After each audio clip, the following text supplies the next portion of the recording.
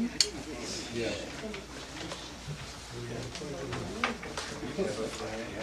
So we'll start with the Pledge of Allegiance.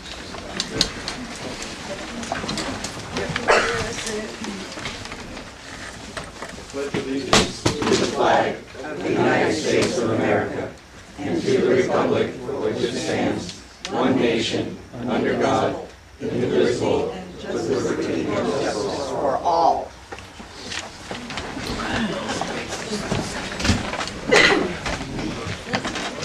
Dog here. No, it was tickling. No, it was tickling.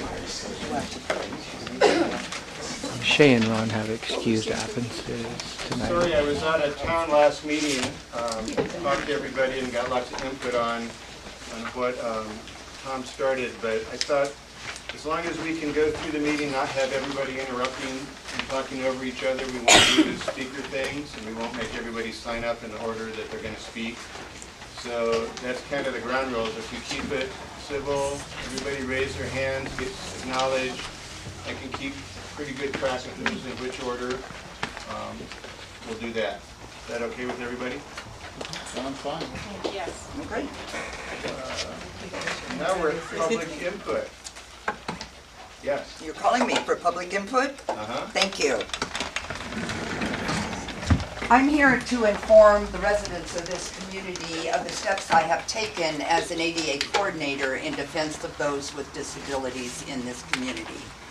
I'm under no obligation to inform this board, individuals on this board and others, that I have on May 15th filed a complaint under Title II of the Americans with Disability Act against them. When one individual bullies, attacks, and harasses another, we know that to be a very serious problem. But when that individual is doing the bullying is supposed to be one in a public light of any kind, that's just egregious. But under state and federal law, when the individual being bullied, attacked, and harassed is one with a disability and a minority, that is a crime and it needs to be dealt with as such. The fact that 2 such incidents against 2 individuals in this community occurred within less than a month's time sets a precedent, and that has got to stop. The smokescreen put into place by Mr. Bates, the president of this board, in defense of Mr. Smizey and his bullying of Mrs. Scott, shows at least that the members of this board cannot police themselves in dealing with such problems, and it must be dealt with. The fact that we have this all on video and I was able to file this complaint electronically and send a link to that video very much supports it. It's not one person's opinion, but it's all right there. Mrs. Scott was fired from her job at the Children's Center a few weeks ago, and the fact is they can use any defense they wish, but she was fired by the new director of the Children's Center, who was given that job only 5 weeks earlier by the members of this board involved in the original crimes against her. I have asked for a full investigation in this matter. Of course, my history in dealing with this board supports this complaint and shows either an inability of this board to do its job or an unwillingness to do so under the law. It'll probably be 3 to 4 months, I'm sure, before I hear back what steps will be taken. I can only pray for the best. But thanks to suggestions from others in this community, I have sent copies of this complaint to a very long list of both county and state officials, and I've already received very positive feedback. Senator Mimi Walters' suggestion to me is to inform the members of this community what has transpired here. I have sent this information to the press, and before leaving for this meeting, I posted a copy of this complaint on the Nextdoor site. If you would like a copy and have not been sent one yet, please let me know. I'll be glad to send you one. Please send this out to everyone in your mailing list and give it to every resident in this community. They all have the right to know what's been going on in this community. And Mrs. Scott, thank you for your courage in standing up to your bully in this meeting. Thank you.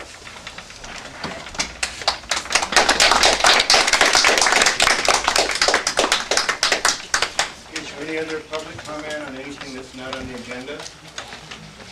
Mine's rather general. Go ahead. Specifically to you, I'll keep this as quick as I can. Can you The give me 3 the minutes. topic? I'm sorry? Topic? Oh, shutting the community up. How dare you try to shut us up? How dare you try to limit us to one topic in 3 minutes? And who on earth, how dare you try to hold your scrawny asses to a hard trample on our democracy? We will not have it. SMRPD board tried to silence our media representative. Now you're trying to silence your constituents. You can take that 3-minute rule and shove it figuratively. Look, this is looking more and more like desperate people trying to cover their asses and hold on to their minor political places and run a coup. I will remind you, only one of you actually were elected and only have power vested by us.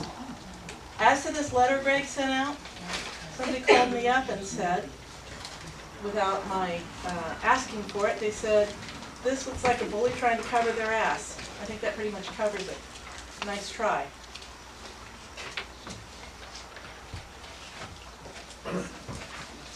Jenny Scott was running the Children's Center after Amy left. Our Mother Teresa of the Canyons and most senior and capable employee was dismissed without cause, other than Miss Newport Beach Lori having a pissing contest. Lori Biggs is incapable of managing employees without firing or intimidation. I was willing and able to be slave labor all summer. All summer. Horses, horse camp, tractoring. I will not, however, be setting foot on that property until Jenny Scott is returned to her rightful place. Speaking of Miss Biggs, she told me herself that she was not interested in the canyons or the people in the canyons. She just wanted to work at the Children's Center and make it work. Good for her. But the Children's Center is not a private enterprise. It is a public center. It is a public resource. It is a canyon jewel. The much-loved center demonstrated by the turnout on short notice, trying to save it as after this board sat silent until the 11th hour. I suspect that perhaps members of the board, knowing how much it is loved by us, wanted to appear to be supporting the center while feeding it poison pills. So Ms. Newport Beach has not got what it takes to run the center. It was a poor choice by the board. She needs to find another job because I suspect if this board doesn't fire her, the next one will. That's November, folks. And speaking of November, there have been discussions for a while about malfeasance, lack of attendance, no budget, and a whole list of things. And this 3-minute thing just set the whole canyon on fire. Recalls were discussed and decided against. Everybody wants the canyon to be our loving selves again. We want our canyon back. We seriously do. And most people are thinking that the elections in November will clear that up. I was hoping in the interim that you guys would not do too much damage. Firing Jenny Scott was a bridge too far. That was well beyond the pale. And if you guys, and we are quite sure you were well involved, and if you weren't, you should have been, and you made the decision, and you fired the person who is the rock of the Children's Center. There were people with less seniority, less ability. There were no good reasons to fire Jenny, except pissing contests. So, speaking of November, you guys are in rooster clubs. You're well known in local politics. You're probably a little powerful. That's great. Sacramento doesn't care. Not a rat's ass who you are. So hopefully we got their attention, and perhaps you could reconsider your decisions to be here. Digging for papers. Let me keep going. So, speaking of cronies, hasn't Sherry Medic given you an Open Records Act as to that survey we paid almost $5,000 for? Tom? No. Okay, well, it's coming then. Most people I talked with said it didn't apply to them. It was confusing and ridiculous. I specifically asked you as a board, and I said this very clearly, to have the questions you chose reviewed by the people that bothered to show up, and you were so much more important than us, you chose not to do that.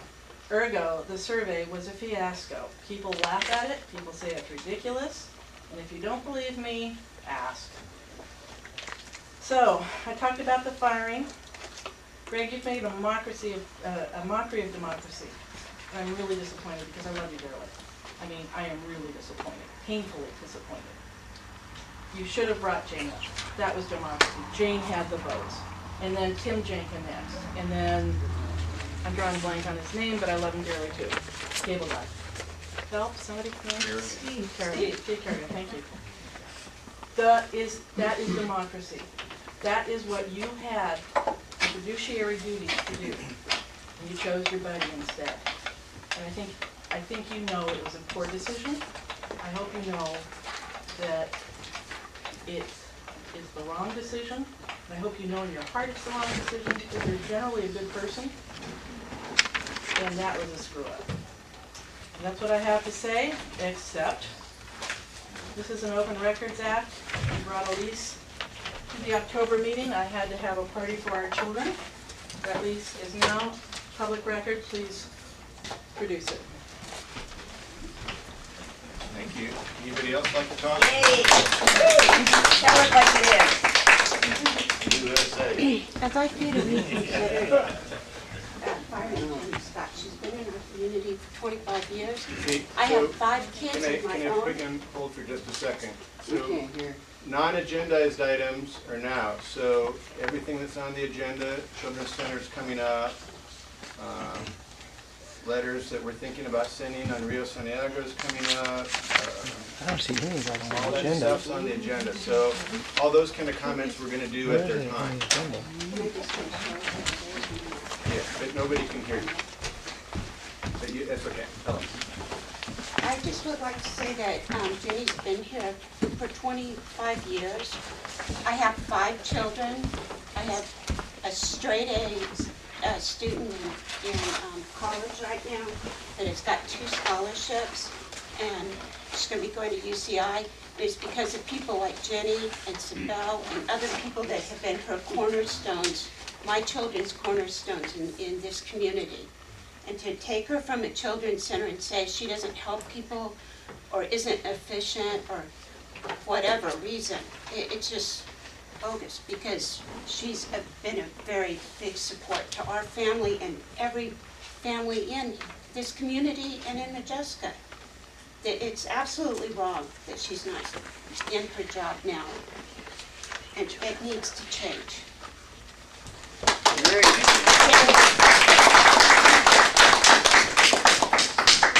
Did I understand you to say not to comment till you get to the Children's Center, or what? Right, so this is the time for anything that's not on the agenda comments, and then we'll keep everything in its together place. Together place. Right. I'm looking at the agenda. I don't see anything on Rio Santiago on the agenda or the Children's Center to be addressed tonight. Item number, under committees, B15, Children's Center. Oh, so you're going under committees for it? Yeah. Okay, because in the past it was always before Yeah, that. it didn't make sense to have it, and we changed the other district business to district business, so, Are we not going to have the director giving us reports then? yeah, we will, but she's not coming tonight. Okay. But we're gonna be moving it to this format. Rio Santiago is under item number 9. So anybody else that wants to talk now about I'd something like to on make agenda? a general comment. The Brown Act requires that each item on the agenda be described in sufficient detail for the public to understand what is happening and what's being considered. For quite a long time, these agendas have not done that, and this one does not do it. Putting the subject Could you maybe speak halfway so we can hear you? Okay, thank you. Putting the subject in the agenda with no description of what is to be done with the subject is not satisfying the requirements of the Brown Act. And I would submit this agenda certainly does not do that. So what should we do today then? We should not make any decisions today. So if we were gonna vote on something, we would put in there the possible approval. Oh, an action item, just describe it as an action item. So if That's all you have to if do. it's not an action item, then we won't be acting on it, right? Right, That's why the agenda is the way it is then, I think. okay. At least for that item. Yeah. I don't know if we've Well, it fleshed is for any of them. I don't see any indication anywhere in there that there's an action item on it. There may not be. Yeah, there hasn't been for quite a long time. I remember you said that, and I did do it on a couple of meetings, but Yeah. Yeah, stay with it. Thanks. you're welcome. Any other non-agendized comments? Brett? Yes, I'm gonna dovetail on kind of what Bob was saying here, and you're talking as if the agenda is now falling under standing committees to present things. And a lot of these, like I've been asking for an open space committee meeting, there's been 3 years with no committee meeting, so how can there be reports? There haven't been 3 years because The last one that I gave for until I the became, open space committee was the one I gave when we were doing the letter, when I was on the board, to address the Abbey. And that was the last open space committee that I organized, and there hasn't been one since. And I've asked many times over and over after the meetings, when are we gonna have a committee meeting on open space and trails? And I get no response from this board. And I believe it's Shepston and Bates are the two directors are standing on that committee. And now we have special meetings on trails and open space to approve letters, but draft letters, but have a press release before we even have a letter. I mean, it's just all screwed up, in my opinion. It would be nice if the public was involved. I believe that's why we have committees, is so we can come together and work together and be more productive, and not just have a board, in my opinion again, that just wants to keep it under their wings by themselves and not involve the public. And then we get these new agendas, and we don't have committee meetings to involve the public. You guys act outside in the month before the meeting, you guys are acting and making all these decisions, and then you want to repress us and oppress us by saying we only have 15 minutes total. That means 5 people can speak in public comment, and it's just a big oppression by keeping the public silenced. And we don't even have committees with the public invited. It's just total bullshit. And I wasn't gonna cuss, but it's really hard, because I cuss all day long thinking about this, and it's just irresponsible. It's, I don't know what to say. It's absolutely horrible what's happened with this board since it's been here. We never had meetings with all the public coming, and now everyone's so pissed off they're here. well, excuse me, the last time that there were this many people and actually an overflow crowd was, I believe, the last problem that happened with the Children's Center where Right. somebody was let go. Right, and that was 10 years ago, at least. So this has But happened what in I'm the saying past. is, it has happened in the past, but what has gone on here without public input to this board, without the committees being formed and making deals with developers on what, deals at Rio Santiago is You absolutely understand appalling. you understand there is no deal made. Okay, then can you write this down? Discussion Zev? made? I would like a request, an open record request on all dealings and correspondence with Diane Gaynor to Ron Shepson and Greg Bates and Linda Kearns. And I would like all correspondence with this person. Because last meeting I was told that Linda said we didn't have any correspondence with the same people that were with the Abbey, and Diane Gaynor is the head person doing that project in Rio Santiago. So I'm making an official opens record, and I want to see all those. She isn't the person doing the project, though, so Okay. just saying. But she's the one representing at the city But and using our name there- yeah. as a correspondence. So she's getting information from somebody, because she's using our name in public hearings. So I'd like to know what's going on there, if it's her or whoever you're dealing with. Because this letter that you guys put together as a draft is nothing but a developer's word, in my opinion. This is absolutely, this has nothing to do with what we need to be doing down there. I mean, it's already been rejected from the city council as their planning department. They're just gonna use us to get this project through. We're not gonna have the staff to even do what they need done there, and it's gonna go to the city of Orange anyways. So it's just ridiculous what's going on here without the public. And that's all I have to say. And isn't the board being live? Okay, Rio Santiago is coming up later in the meeting, so if we could hold our comments on the topics till the time. Anybody else have anything in public comment? Oh, just a second, I can respond to his. It'd be better if you did it on the agenda. Well, I want to Yeah. okay. Who are we talking to? This is our attorney, Betsy Martin. Oh, I'm sorry, I didn't recognize you. I'm very sorry. You might, perhaps, if you think it's important, you could move up that item so you could discuss it sooner rather than later, so people won't have to wait. Well, what I wanted to do is I arranged the agenda figuring we would have two really heavy topics. And I wanted to do the easy topics so anybody that needed to leave could leave. And then everybody that wants to stay for those topics will be here. Pardon me? I think the opposite way would be more convenient for people. Well, it'd be more convenient, but what I found over the course of the time that I've been here is that a lot of people won't come to the meetings because there's too much arguing and intense passion spread. Heaven forbid. Yeah. And so what I want to do is get the people, that get the easy stuff out of the way, and then we can spend the night on the meeting. Pardon? I hope you're not hoping that people will leave. I knew Put it that. at the last thing on the agenda. No, so that the people who have something that can then be in and out will be out, Yeah, and they they don't have to stay with the rest of us talking about all the stuff we want to talk about in detail. Okay. I had two comments. I didn't realize that this was Betsy Martin, the attorney. I'm just wondering how much it's going to cost to have her here tonight. It's going to cost $200 an hour. Okay, thank you. The second thing I was wondering is, there are policies and procedures in place for the district, right? Right. And And I'm not absolutely up to speed on all of them, but.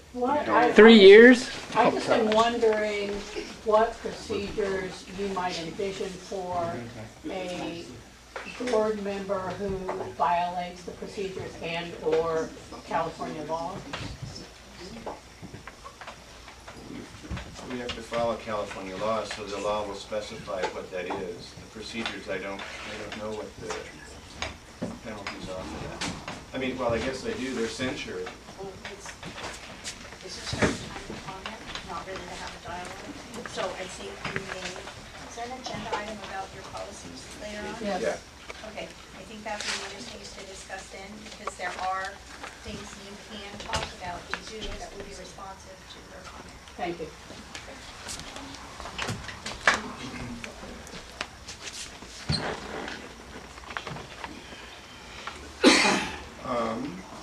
Somebody else had one? Lisa? I made a request at the last board meeting in regards to CLCF raising funds in the name of the Silverado Children's Center. I asked for copies of grants that were awarded to CLCF and ones that were not.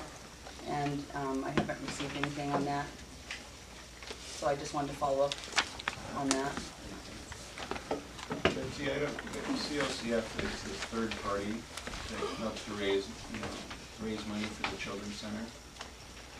Okay. So do we have any? I can answer it since Shay's not here. Well, I mean, let me go farther than that first. If somebody runs a third-party event for us, I don't think we have the right to go and ask those people for their documentation. We take whatever. It's It's a collecting. public record, you're making a public record, Yeah, correct? correct. So any documents that you possess, the district possesses regarding that topic should be provided. I don't know what you have or don't have, anything written about those grants. There were grants that were submitted in our name, and we got money for them, It but we might- don't have the records. Can I make a Do I suggestion? have the records? if you want to make a public records request, it's one thing to put in the minutes, but it really helps if you can send a follow-up email, being as specific as possible. I did that So, already. okay, so that there can be some level of response. So I'll talk to Bev after the meeting about what records you might have, providing the same with each group. I'll make this really quick. I would have kind of assumed we don't have any of I those. can make it really Well, quick. she said she was gonna provide them. There has been, one grant that has been written to CLCF and given to the, and it's in the treasurers. You guys already have that information, and that is the one from Doug Scott for $250. They match they give him like a grant that he can specify where it can go. And that one was specified to go through CLCF since it was nonprofit, to go to the board or to the children's center. Like And that's the only, something- and that's the only one that's been written. Well, I mean, I don't think that you're on the board for CLCF. That would be Shay and Dennis McHale and Ed. I'm just telling you what So Shay, just- we had the discussion with Shay, but she was gonna say this exact same thing, that it's already done with the treasurer, and you can talk to Ron Shepston, Yeah, and that, it's already in record, and you guys have that information. Well, I disagree with that because Shay has said publicly that she is applying for grants and has received more than just that one grant. So I was requesting that as a board member who is not supposed to have any personal gain being a board member, fundraising for CRC in the name of the Children's Center, I am requesting those records. She also stated that comment that she does And not once take again, any the treasurer has that information. Wait, so did Ron get that information just lately then? Ask Megan. Did Ron get that information just Ron lately? does. Megan probably knows more than Ron does. I would ask Megan. Like, since she asked, did we get that information? That's all there is, and that's the only thing that has to pertain to SMRPD. The rest of it's not SMRPD's business, and that's all there is. And you can find that in your records. But about when would we go look so we can know where to look for that? That's up to you guys and your staff. At the last meeting, Shay said she would provide that to us, so we're still waiting for that. Well, anyways, this is what she said. That none of I'd like to all her know about requests. Shay, not the husband. I'm sorry, her mom's ill, and As the That's only all there is. officer in attendance for the CLCF, I would say specifically what your attorney asked for was any correspondence between what? The district, written District? documents that the Okay. district possesses Okay. as a district that with your organization. Right. And they may be with a board member and we can chat. And I understand she's got other things on her mind, but follow up. As well as Bev, if I you know as well. can anecdote that and then let us know, we'll respond to that. We Okay. can go on to the next thing, I think. Okay, thank you, Dennis. Are we off to our meeting now?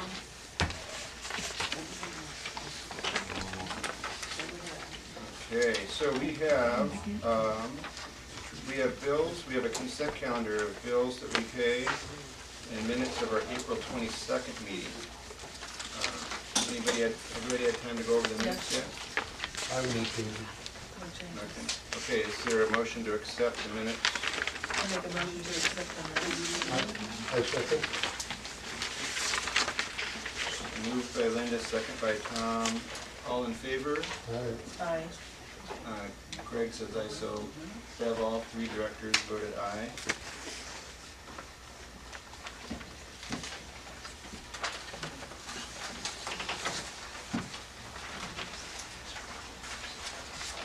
Okay, next item is Chipper Day sponsorship on the Riviera.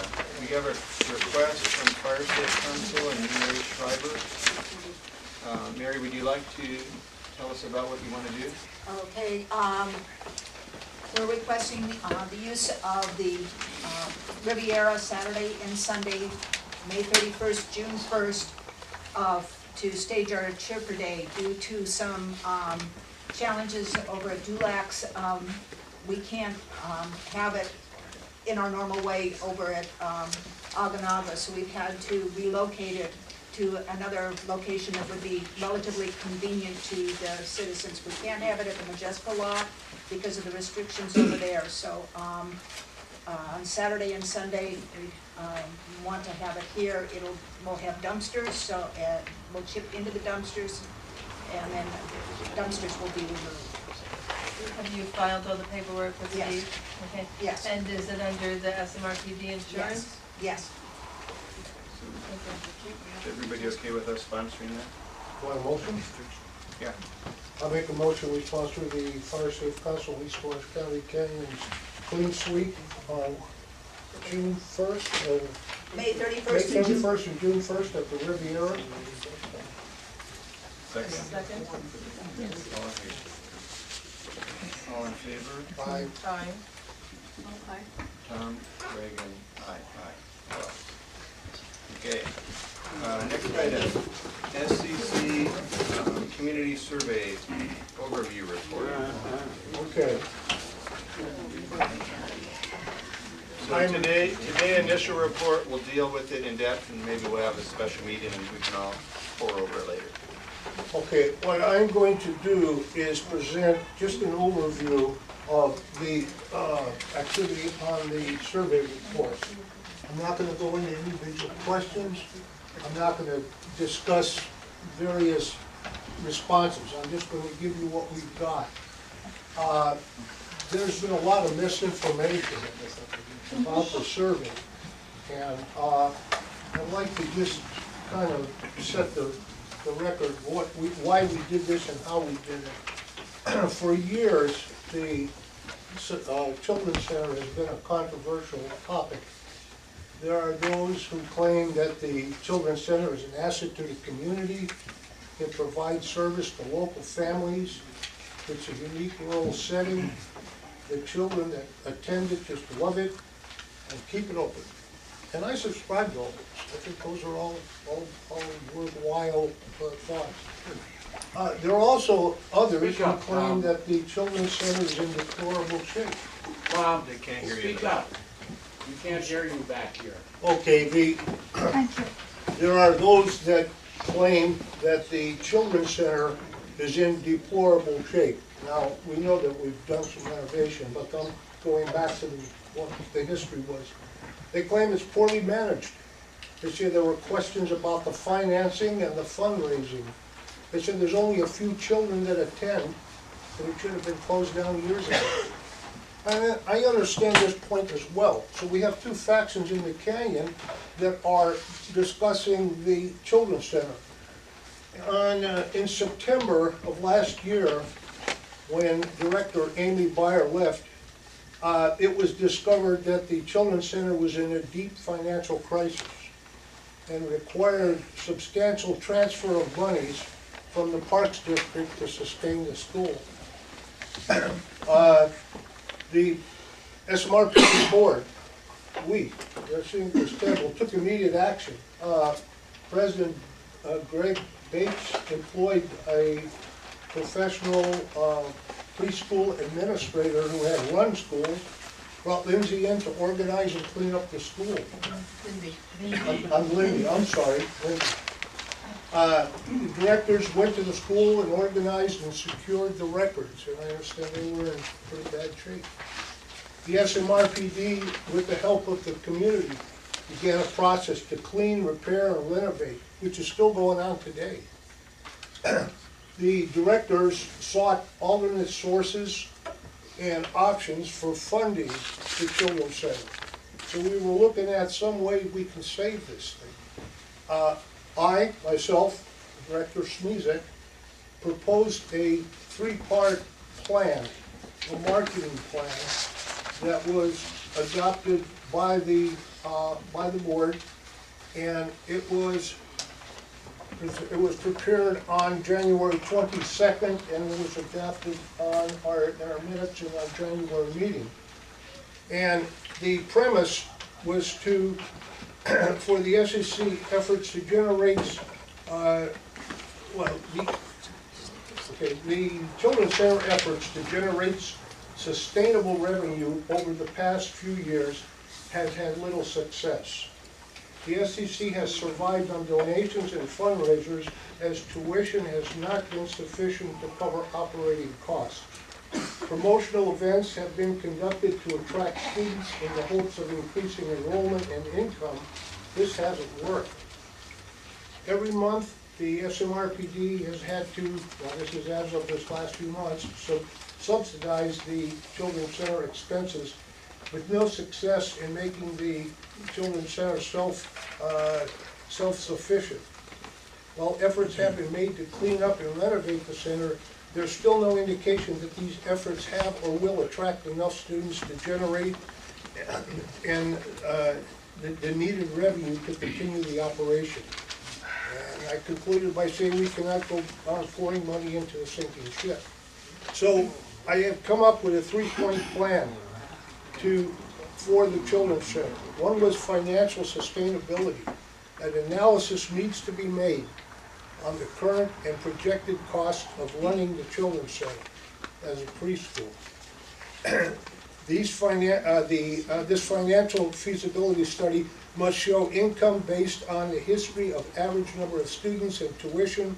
The reports needs to be itemized on reoccurring monthly costs, pending improvements, projects and expenditures and increases.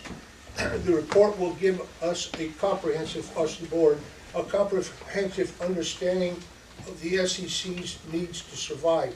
Now that has been done. The board got together, looked at the numbers, started to crunch some numbers, and came up with one of the things that was surprising to me is the average was only 3.8 students a day that were in that school. One of the problems that we had with the finances, as some of you may know, it was on an accrual basis rather than a cash basis. And being on an accrual basis means that the tuition that wasn't paid was put on the books as accounts receivable. Unfortunately, many parents had their children going to the school, never paid the bill, and we still showed it as possible income when it was actually a write-off, it was a loss. That contributed to the demise. The second part of the plan, my marketing plan, was to do a marketing study. And this was an independent study conducted by an outside service to address how many potential students reside in the community. It will define potential market. This direct mail survey would also ask questions, multiple choice, regarding what the community would like to do with the center, and the findings would be presented to the board. Now keep in mind, this was never presented as, this is a non-binding survey. What we were doing is basically going to the community and saying, look, we have a problem. What are your ideas? What can you do? How can you help us? The survey that I set up a criteria for the survey. We had to have some basis for what we were trying to accomplish. And the survey was to cover the entire community in the 92676 zip code. That's all of us here. The survey was to present the Children's Center financial issues as a reason for the survey, which we did in the opening paragraph. This is the reason why the survey was being done. The Children's Center was to be presented in a positive manner. And what we tried to do is to say, look, we're having a problem, what can you do? If you recall the actual wording on there, it wasn't like, oh my God, this thing's going down, this is a terrible mess. We tried to present it in a positive manner. Can you hear him okay? No. Okay. No, but it's probably good. Okay. Options were presented to the community to either retain the Children's Center or offer an alternative use for the facility. Because we had a lot of different input from a lot of people. And there were meetings that were being conducted at this time, which some of you attended, which were saying, what can we do? Can we open up? Can we have a community garden? There were a lot of different ideas that were being bandied about. And I'm still talking, Bob. I understand you are. I didn't say anything. I'm just holding my hand up. Here, Bob. You're next, Bob. Thank you. Okay. Okay, so the idea was to present some options. The directors were given the opportunity to provide input. The directors had the opportunity to change questions, ask questions, and they saw the survey as it progressed, and they also had the final approval of the survey. Now, there was some indication from some in the community that we should let the community design the survey. To have a viable survey, you don't let the respondents design the survey no more than you let the class design the final exam. This has got to be third-party, unbiased, and totally objective.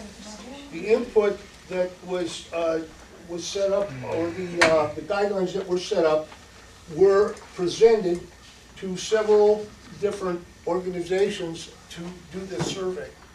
I conducted a cursory overview to contact survey companies, and one of the conditions was the survey had to be reasonable.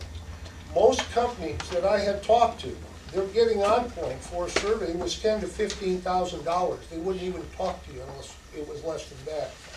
Many of them had their own databases. They had their own way of conducting the survey. When I presented some of the ideas, I never got past the initial contact and said, well, we can't do that, or we don't do that, that's not the way we work. I did extensive research, and I ultimately found an organization that I was familiar with, that I had worked with in the past, which was Carson Marketing, they're in Santa Ana. They agreed to do the survey for $4,700. I might point out that $1,500 of that was cost. There were printing costs and mailing costs. So the actual cost of the survey was, the actual labor cost was less than $4,700. The idea was to mail out to the entire all mailing boxes. There's 513 P.O. boxes. There are 385 resident homes, which is the Modjeska people and the delivery. A total of 998 surveys were sent out. Now, this proposal was put together, it was presented to the board, and the board unanimously voted to accept the proposal from Carson Marketing, and it was signed by the president on 2/12 this year. So we did have the entire board involved in it. Now, there was an error in the questionnaire, which I'm sure everybody's aware of. And I might say this, that in the course of developing the survey, there was a lot of back and forth. We were receiving questions, we were receiving changes to questions. And when I say we, I was kind of the liaison. Carson was doing all of the actual structure of the survey. I was not structuring it. I was just kind of the conduit. Some of the questions that came from the community we did not put in there. There was one question about how many large animals do you have for large animal evacuation. That had absolutely nothing to do with the children's survey. So that was not allowed in the survey. That was not part of the survey. As far as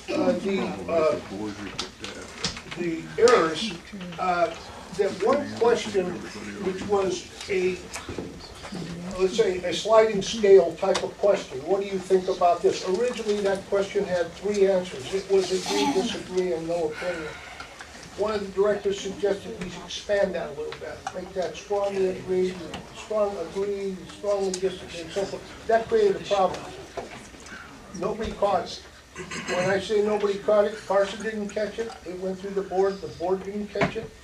And if anyone doubts that there's any government document that has ever gone out that does not have an error, I suggest you Google typos in the U.S. Constitution. More recently, news report reads, We don't need to justify. Obama, excuse me, I'm still making my presentation. Obamacare computer code riddled with typos, blatant filler text, despite programmers' comments and disastrous architecture. So as late as this event went out, and they spent $650 million to do this. By the way, Carson didn't do this. But you said that wasn't going to be slanted towards closing the centre, and every question on that form said close the centre, close the centre, close the centre. So I trusted that it was going to be fair. That's enough, Isabel. Well, you know what, the you're bottom not- line is he you're doesn't get third to in the just line. talk. There are people in front of you to speak. Why don't we get to speak? Only Get- 3 minutes? Bollocks, I've got to look after children before I get here. And I've got to listen to this when I read that thing and I trusted you guys to write it to be fair, and Okay, it come on, wasn't Sibel. fair. We're gonna I'm keep just order, saying what we're gonna everybody go. else feels. Call the police, maybe? Yeah. Oh, Got one here. oh, yeah. Whoa, imagine I'm that. in trouble, sorry. Just upset. Get to the I point. broke the rules. I'm an American. Give us a short Okay, we're gonna get the shorter version now, right? Wrap up. What was the participation percentage on the mailers that you sent out? Okay, we're getting there. Let's move it. All right, if I may continue. The survey, Hey, a lawyer, take a time out, huh? this is fun. Okay, come on, guys. We should just shut this down. Well, bring up the facts. We don't want the history of how it came Come on, about. that's enough. That is enough. If you're gonna do that, you guys need to leave. I don't want anybody to leave. What did I say? What have I said for the last 6 months? Everybody gets to talk. Wendy, have I ever said that people don't get to talk? Have I always said that everybody gets to talk? How about you? Connie, How about have you? I ever cut down discussion? You know what, the Have I last tried? meeting Wait was a an minute, I'll abomination. answer. That, I wasn't here at the last meeting, was I? Let's get control of this meeting. I wasn't That involved. would be nice. Okay, We really did miss you. we promise, please, Sibel, we promise to be quiet. Please make it short and get to our comments, because our comments are really important. Deal, guys? We know the history. We saw them. If I may continue, I want to interrupt, thank you. The survey was sent out, and a normal survey of this type, if it receives over 10% of response, is considered very good. If it's 12 to 15%, it's considered an exceptionally good response. We received over 20% return. When I say over 20%, at the time of tabulation, which was actually extended 2 weeks because the surveys kept rolling in, then even after that time, in fact, as late as last Thursday, we received response. The response keeps rolling in, so we received over 20% response to the survey. There were many extensive comments, which I am going to present the board with a box of the raw surveys for you, and I ask that each member of the board go through this. There were letters in the survey, there were comments that were written out. Just as an overall summary, and I mentioned when I started, I'm not going to go into details, and I'm almost done.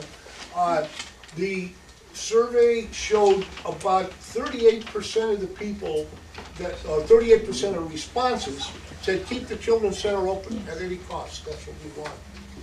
About 19% said close the center, the Children's Center, but use it for another purpose.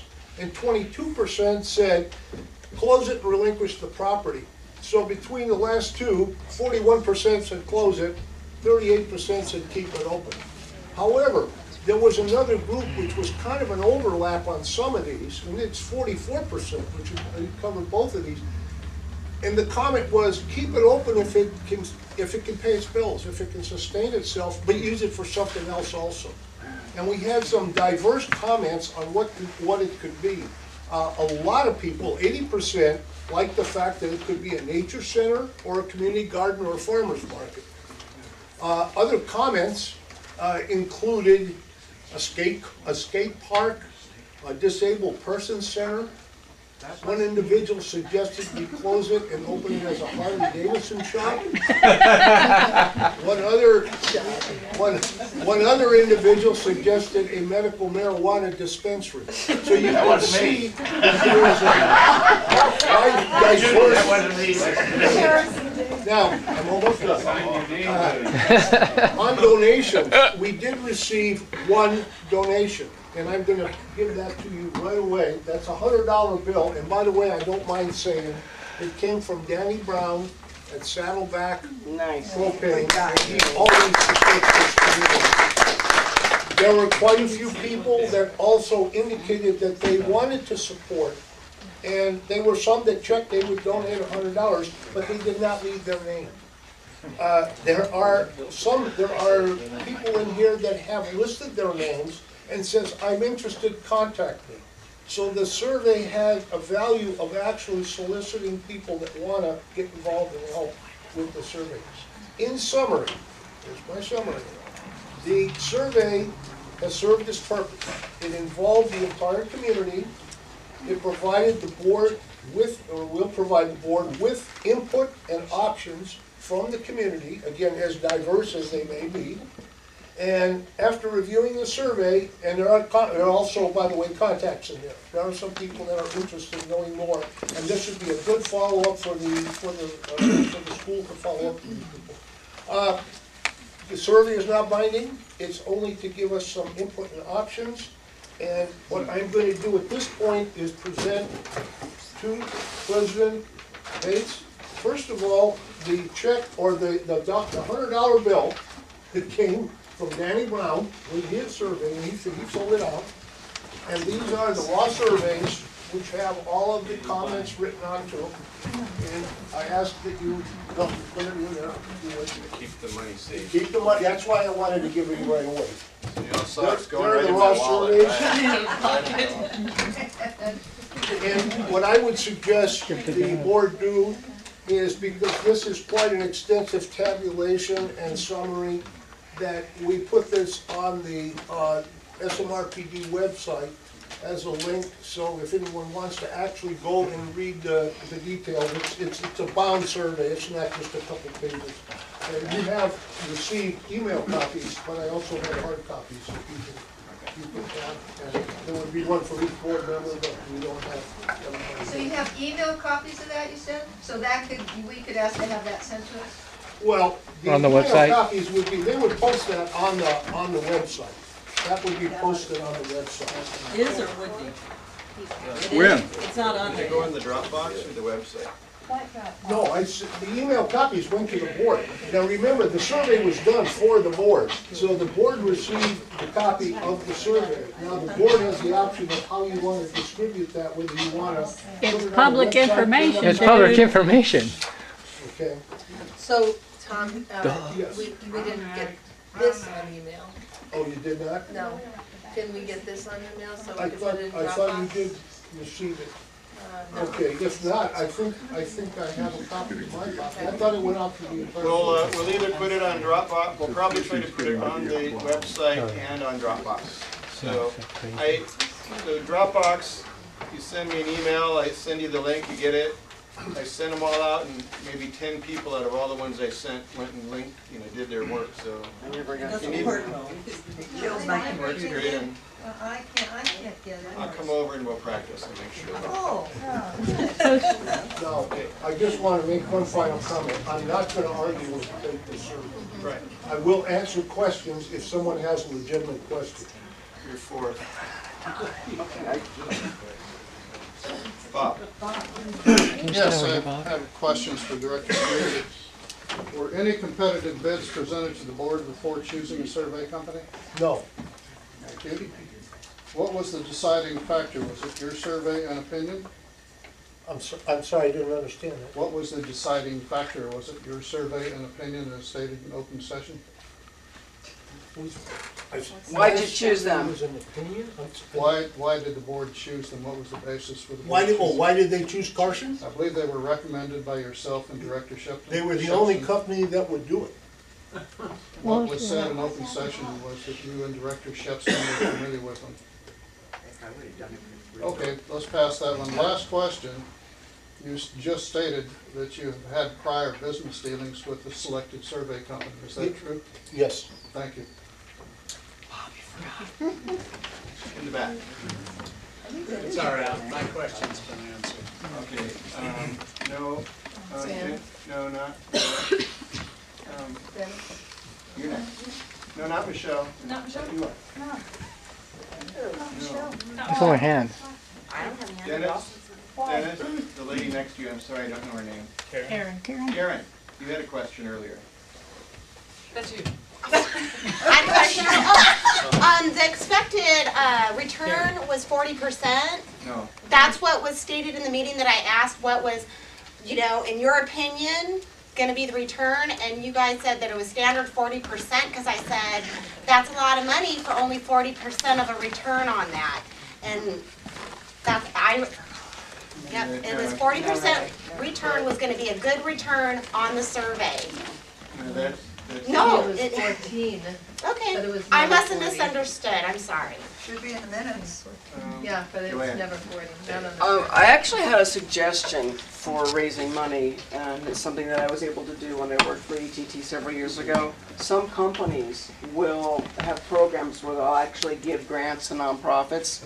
So when I had both my kids at the Children's Center, I was able to secure a $3,000 grant through ETT for the center. Just a thought for those of you who, you know, are out in the working force, you might look into that with your employers.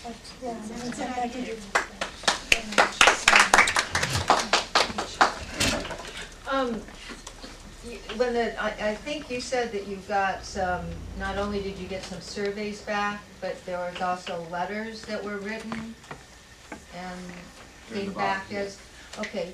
So, and is that, you know, there was like, I don't think on the survey or anything it said we welcome your letters in addition to this survey. So I'm just wondering if you gave the community the same opportunity to write letters as part of the opinion of the survey, if you would open that up.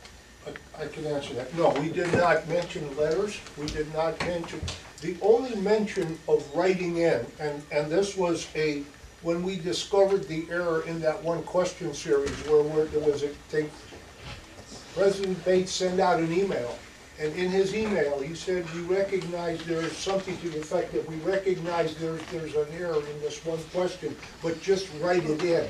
Well, If you, there were more than one mistakes on the thing. well, so there may have been. There not may have been, there were definitely a lot more typos and stuff that we pointed out the last couple of meetings. So my question is, so you've taken some of those letters and incorporated them into the data of the survey? No.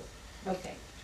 So are you gonna, And so will those, when we get to see the results from the survey, will we see everybody's comments No, as they this- were written in? Well, no, that you'd have to copy every So one that of the those. survey people, the whatever, they didn't put all that stuff together? They didn't write out every comment so that that's Oh, part no. of the over 100 pages. Well, why wouldn't that be part of the survey when you offered that, you know, just write things in? That's what the email said. So, there are miscellaneous comments on here, Okay. so that, yes, you will see those okay. comments. You just So the won't be- miscellaneous comments that were part of, on the survey Yes. paper that was sent back, they're all listed there? Yes. Okay. It does look like that. Under other, there's a list of comments. Under all the items, there are comments, and then there are miscellaneous comments. Okay, Yes. that's fine. So, Tom, you didn't realize that was part of the survey and the. Well, it's a complicated, I didn't. No, it's not that complicated. It's a pamphlet that you recommended that we spend $4,700 on, and you didn't even read it? I didn't memorize Michelle's version. Michelle. Hi.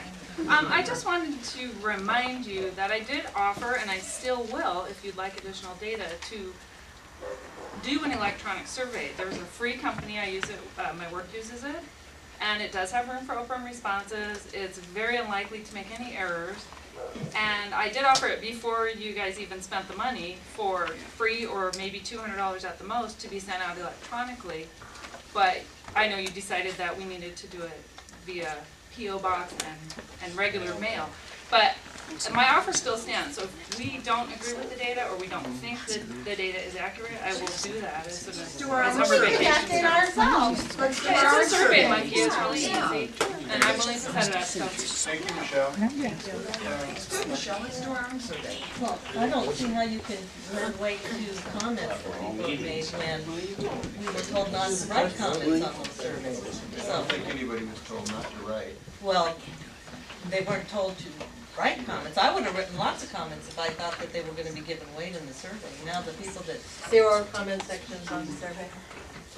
Just there was no place Let to me, write. let me make a comment on that. The comments did not change the tabulation.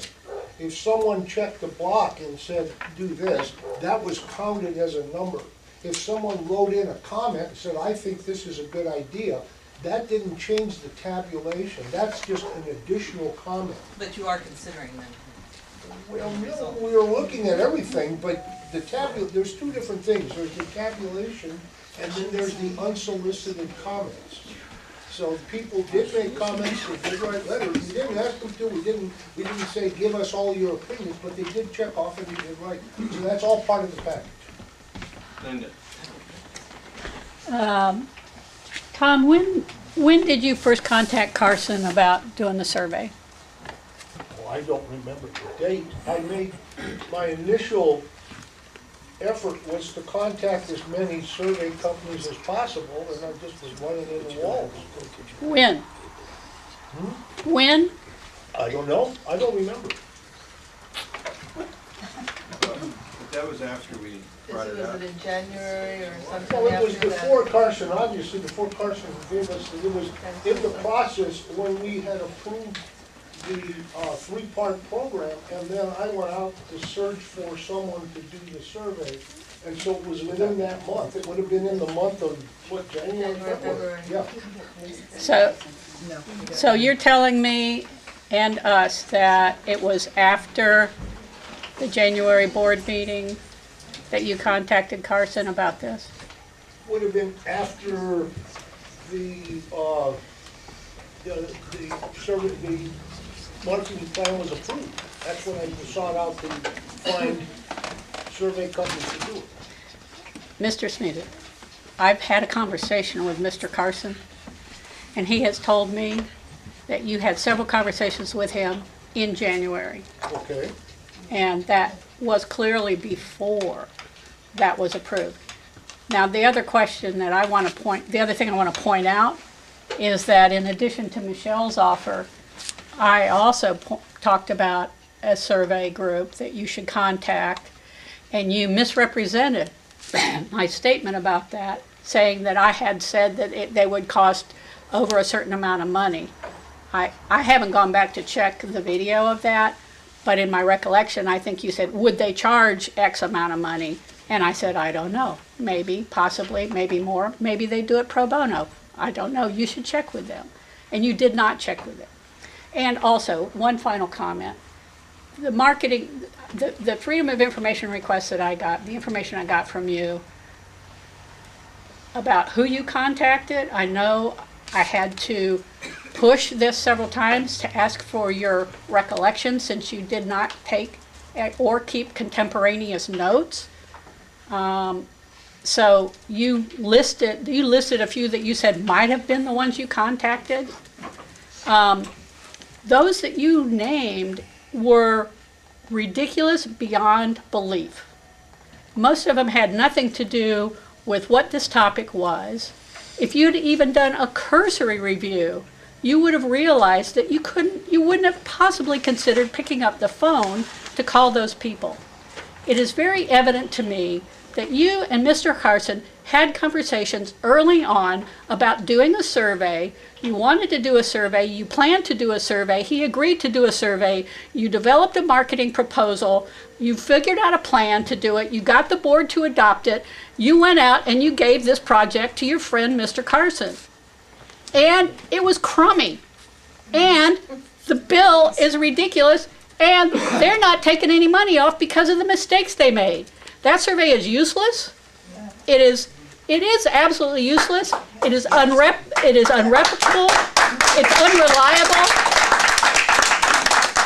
It's worthless. You got some opinion. The best thing you got was some written information and some contacts.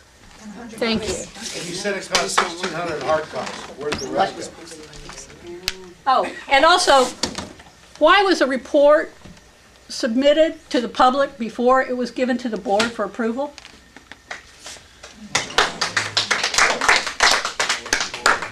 It was posted on Nextdoor by Elisa. the report was? Really, Linda, I don't We really read the whole understand thing on the next door. We got it, we told everybody we got it, we put it out so everybody could see it. It should not have been posted on Nextdoor by. You did not accept, or do any kind of formal motion to accept the report? We got a report from somebody that we had asked to do a report, so is that like a legal thing that I'm not familiar with? I mean, normally you would review it. Well, I would want to review it and vote to accept it. That's my own procedure before I distribute it to the public. And you also did that before there was discussed in an open board meeting. Thank you. Thank you, Linda. Very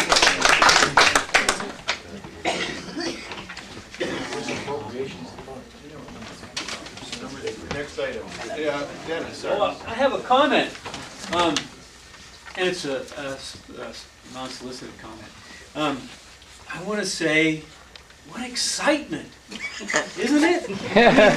This is democracy in action, huh? So let's not like throw rocks at each other. Let's work on a comprehensive idea about what democracy does. If there's some wrongdoing, let's bring that forward. If it's a good survey, let's review that survey. And the best thing, the very best thing, is there's people saying, "Wow, we want to help." Isn't that the best thing? Isn't that what we're all here for? Thank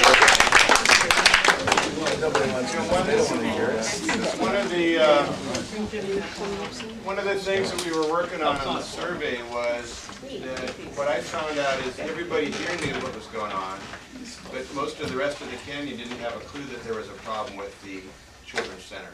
Are you kidding? You didn't have a clue. Thank you, Judy. Nice. So to continue, part of the reason of the survey was to get it out to all those 1,000 mailboxes, people's homes, you know, when a lot of them are more than one, to say, here's a problem we've got, what can you do? So we gathered information we want, but part of the reason of the survey was to let everybody know that there's a problem going on, and are you interested and will you help? So Then the results should go back out the same way. I'm sorry? The results should go back out the same way. It costs too much money, we're not mailing mine. No, in the back, Phil. Yeah, just, you guys all know this, but Debbie Johnson has done surveys before, and I'm sure she would have been happy to put this thing together. I would have been happy to put it together. It was not a particularly rocket science survey or anything. Also, my email list is about 650 people. Lisa, I believe, has got a list that's even bigger, and we could have just shot it out for nothing. So, and Joanne's is also probably bigger than Lisa's. So we could have covered a lot of people, and I think you guys probably do that, but I'll just remind you in the future, something to think about, save a little money. Nope, it was given to me. Stop. Can we stop that? I'd like to comment on that. The reason why we did a mailbox survey, and if you'll notice, all the surveys were coded so that there was no duplication. Somebody couldn't run off 10 copies and send them in. All of the envelopes that they came back on, they were pre-addressed, pre-stamped envelopes. So we can control that, like, it's like one vote per household or one vote per post office box. On an email, I know at least 3 people that have 6 email addresses. So if you just email out to people, you're gonna get not everybody has an email address. Rick But you're lucky to get 10%. Tom, you link up the names with the email addresses. You get 1 response back from the email address. If you get 3 responses back from the email address, you know you got a problem. If you got an email address that's out of the blue, you know, from Pittsburgh, and you get a response, you throw it out. It's real easy to do. Well, there's good control on email and documentation. You got it right there where it's coming from. You know? Well, Steve Kerrigan's got 4 email addresses. Sure, and Jim Fayner's got 4 email. And they're all different. You can't tell one from another. So we were not going to do an email address or an email. It's a lot cheaper than spending $4 grand. We were not going to do a telephone response because who you select on the phone, that's called a sampling. That's when you do a demographic a cross-section, and you're gonna say, we're gonna take so many people from each group, and then we're gonna project it. You're not gonna be able to talk to, on the phone, everybody that you can reach by a P.O. box. So the object was, after receiving input from the community of people having various opinions on close the school, open the school, keep it open, it should have been closed years ago. We wanted to just open it up to the entire community and say, here's the situation, exactly what Greg said. Here's what we're into, here's what the problem is, here's some solutions, give us your input. And that was successful in that respect. Plus, we did get a lot of people that either agreed to help based on they checked off they wanted to help, or they also provided their contact information. So now we got some people to talk to. So in that respect, the survey was successful. Whether the question was absolutely perfect or not is irrelevant. The survey was. I'm just saying it could have been done cheaper, that's all. That $4,000 would have gone a long way to keeping the children's center open for a long time. Jim, you're next. It seems to me that at this point, the survey's been done, the money's been committed and at least, if not already spent on the survey. And what the primary purpose was probably to allow the board to develop a proposed action plan on that report for the community, for the Children's Center. So it seems to me the real question at this point is when is it, the report may or may not be very useful to the board in doing the action plan, but we ought to all be able to see that very soon. And I want to know when, does the board think about doing an action plan to propose to implement whatever is useful from the survey and the board's own thoughts about it? When? That's exactly what we're talking about. Well, that's where we're at. That's our job in the next month, is for us to go through this. We'll probably have a special meeting, maybe just talk about that as a one topic kind of a meeting. And come up with a plan. When will that? When will the report be actually available online? Ron should be able to post it probably within the next 24 hours. I can put it on Dropbox tonight, but I don't know how to make it go on our website. Good luck. Can't that go out on an email to, will we get our MailChimp? Just like you do the agenda? Which I didn't Which is get. that too, which is Juan again. That's where it would be. Wouldn't it be on the website then? Well, I only say that because, like, I printed up the agenda and stuff, and it said in the one thing that the letter that went, the draft letter is gonna go to Rio Santiago was in the packet, and it wasn't. So, I don't know if stuff just gets lost in there, or what. Yeah, I didn't do that part. Yeah, Ron and I did talk about it, so I know that you said, yeah, I have to put it on there, so I know that I did mention it needs to go on there, so maybe it did get dropped off, so that's a good point. So we'll check on that. So there's also, you know. So we'll get it out both ways. Yeah, That's a good point, Wendy. Mike first and then Judy. Well, I'd just like to commend the board for taking some action on this issue that has been a long-term problem for not only the Parks District, but for the whole community. I think it's really important to realize that this thing has been bleeding money for well before this board was sitting here, well before the previous board was sitting here, and that those funds that it's bleeding belong to the community. They don't belong to the Children's Center. The funds that have been expended on the Children's Center, to a certain extent, have been kept track of, but not totally. And I commend the board for taking some action. Was the survey perfect? Probably not. Is your action plan perfect? Probably not. You'll probably have to amend it. But something is happening. Something positive is happening. And if the Children's Center can stand on its own and support itself, we ought to keep it.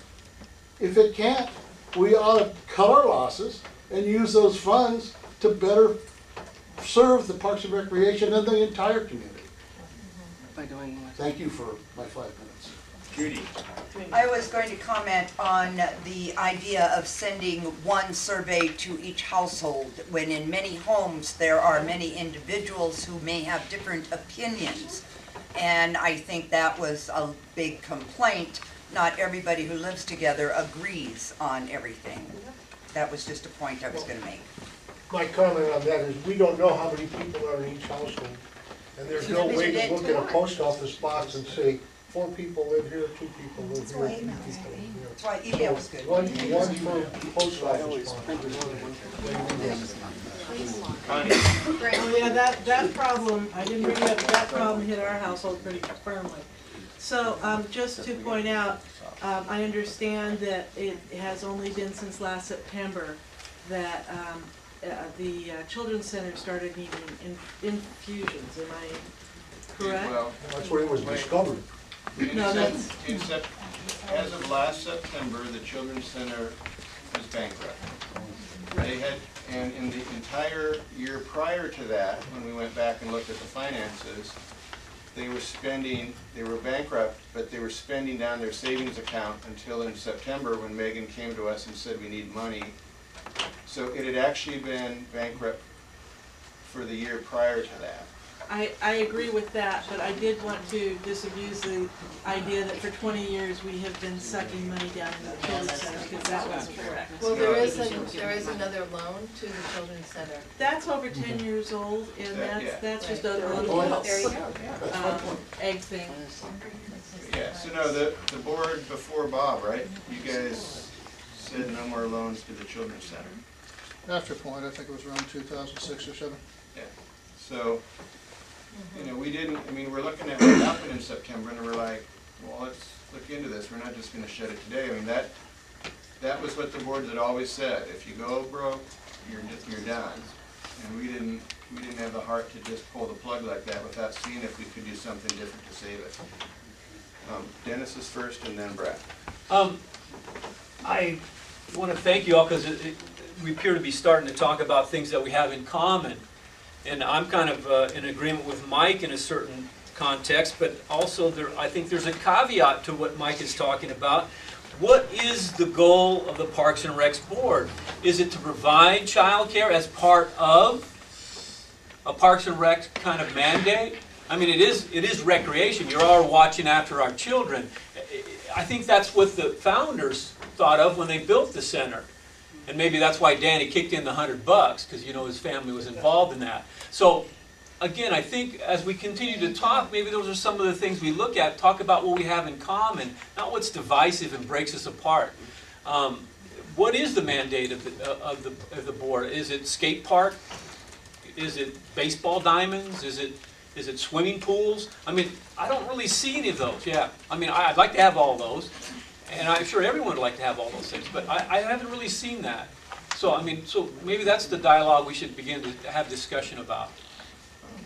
Yeah, I appreciate that, and what you're going to see is Ron's pulled together some financial numbers, but our normal annual income is only in the 70 to 90,000 if we're lucky range, and so a lot of our fixed costs don't leave a lot of money left over for what we can do. So Brett got the skate park stuff donated, and now we're going to see about getting it set up. That's Brett's job.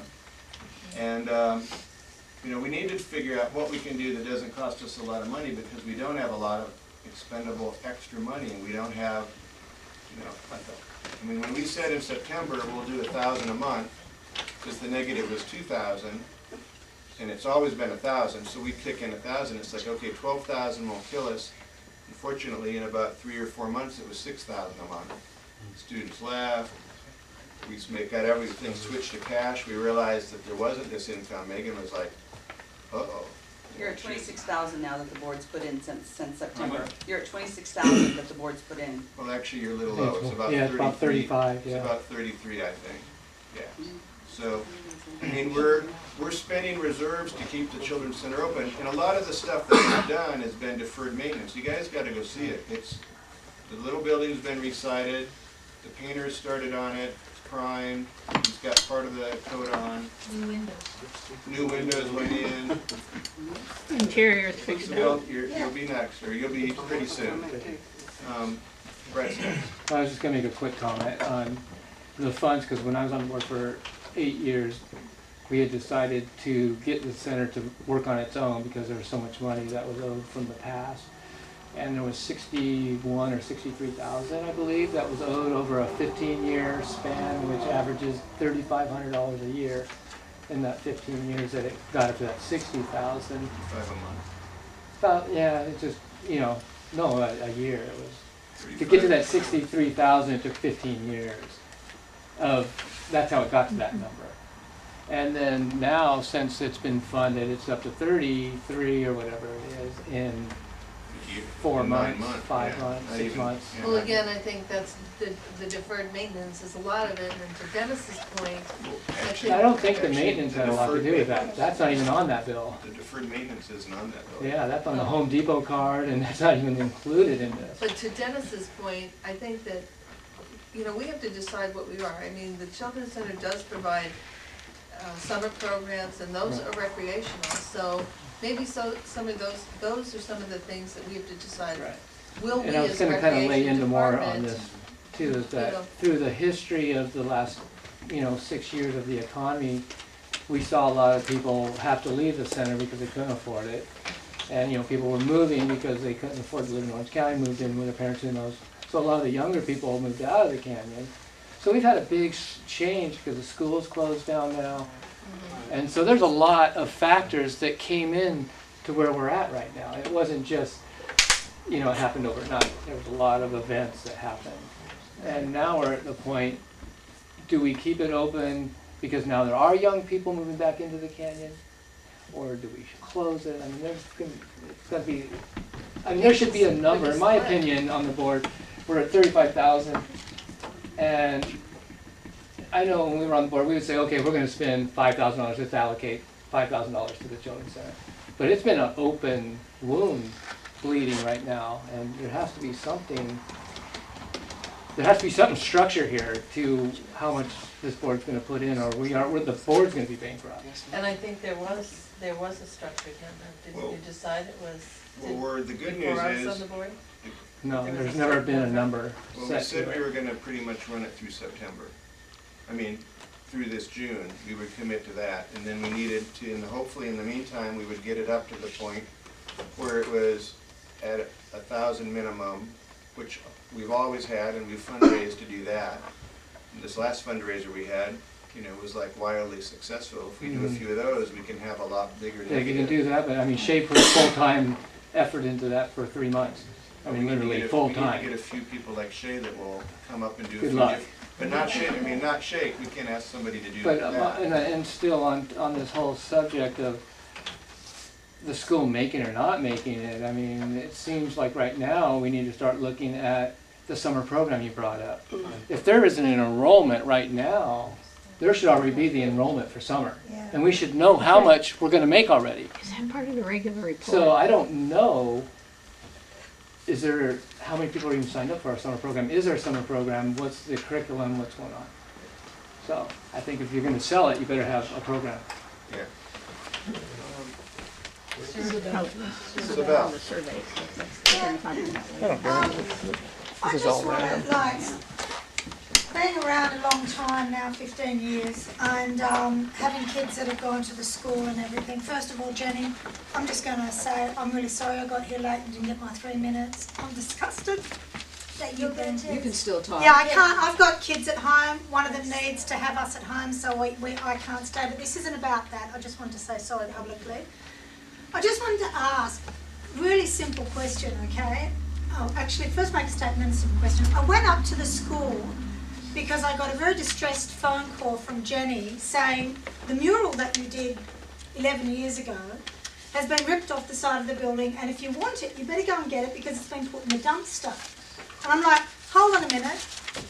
Like, I make a living out of making art, number one, so you're not allowed to rip my shit down and put it in the dumpster because I have a really good lawyer. Number two, Jenny told you not to do it, it was still done, and it was disrespectful. So I went to pick it up, and this is about the renovation thing, and so I'm going to take a second, all right?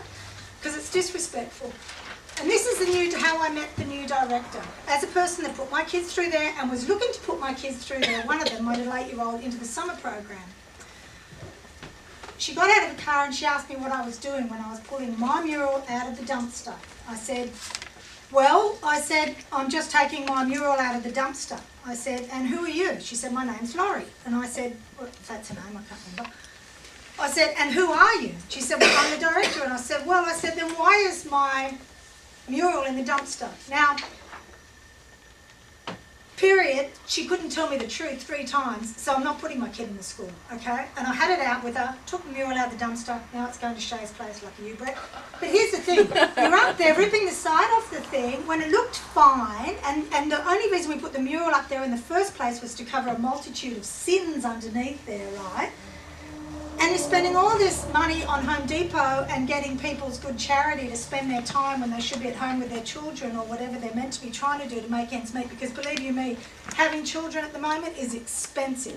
And there's all of these things that go into play. And I can't understand why you'd fire somebody like Jenny, stick somebody in who's so disrespectful she walks into a community and tears something down without even a phone call.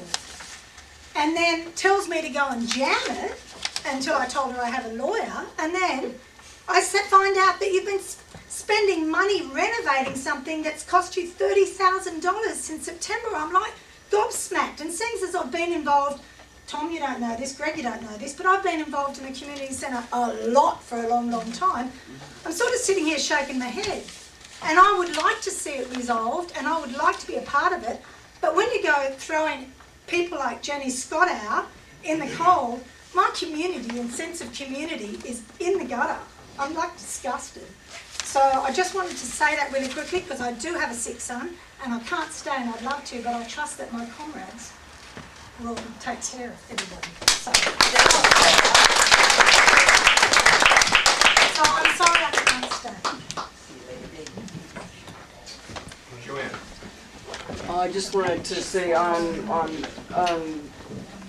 what Dennis was saying about what we're doing or what's going to happen at the Children's Center or the whole school there with Parks and Rec. There will be a meeting notice sent out probably sometime this month, maybe even early next month from Parks and Rec to every household.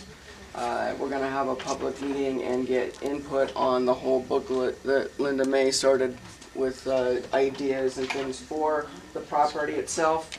So I would suggest holding off on doing anything with the center until after that, because that might bring in a whole lot more kids once we have all that stuff in place over there. Except reinstating Jenny's. Yeah. Except reinstating Jenny's. Well, they can do that. I'm just saying, you know, we're going to have that. It's an emotional issue. I don't know how you get around it.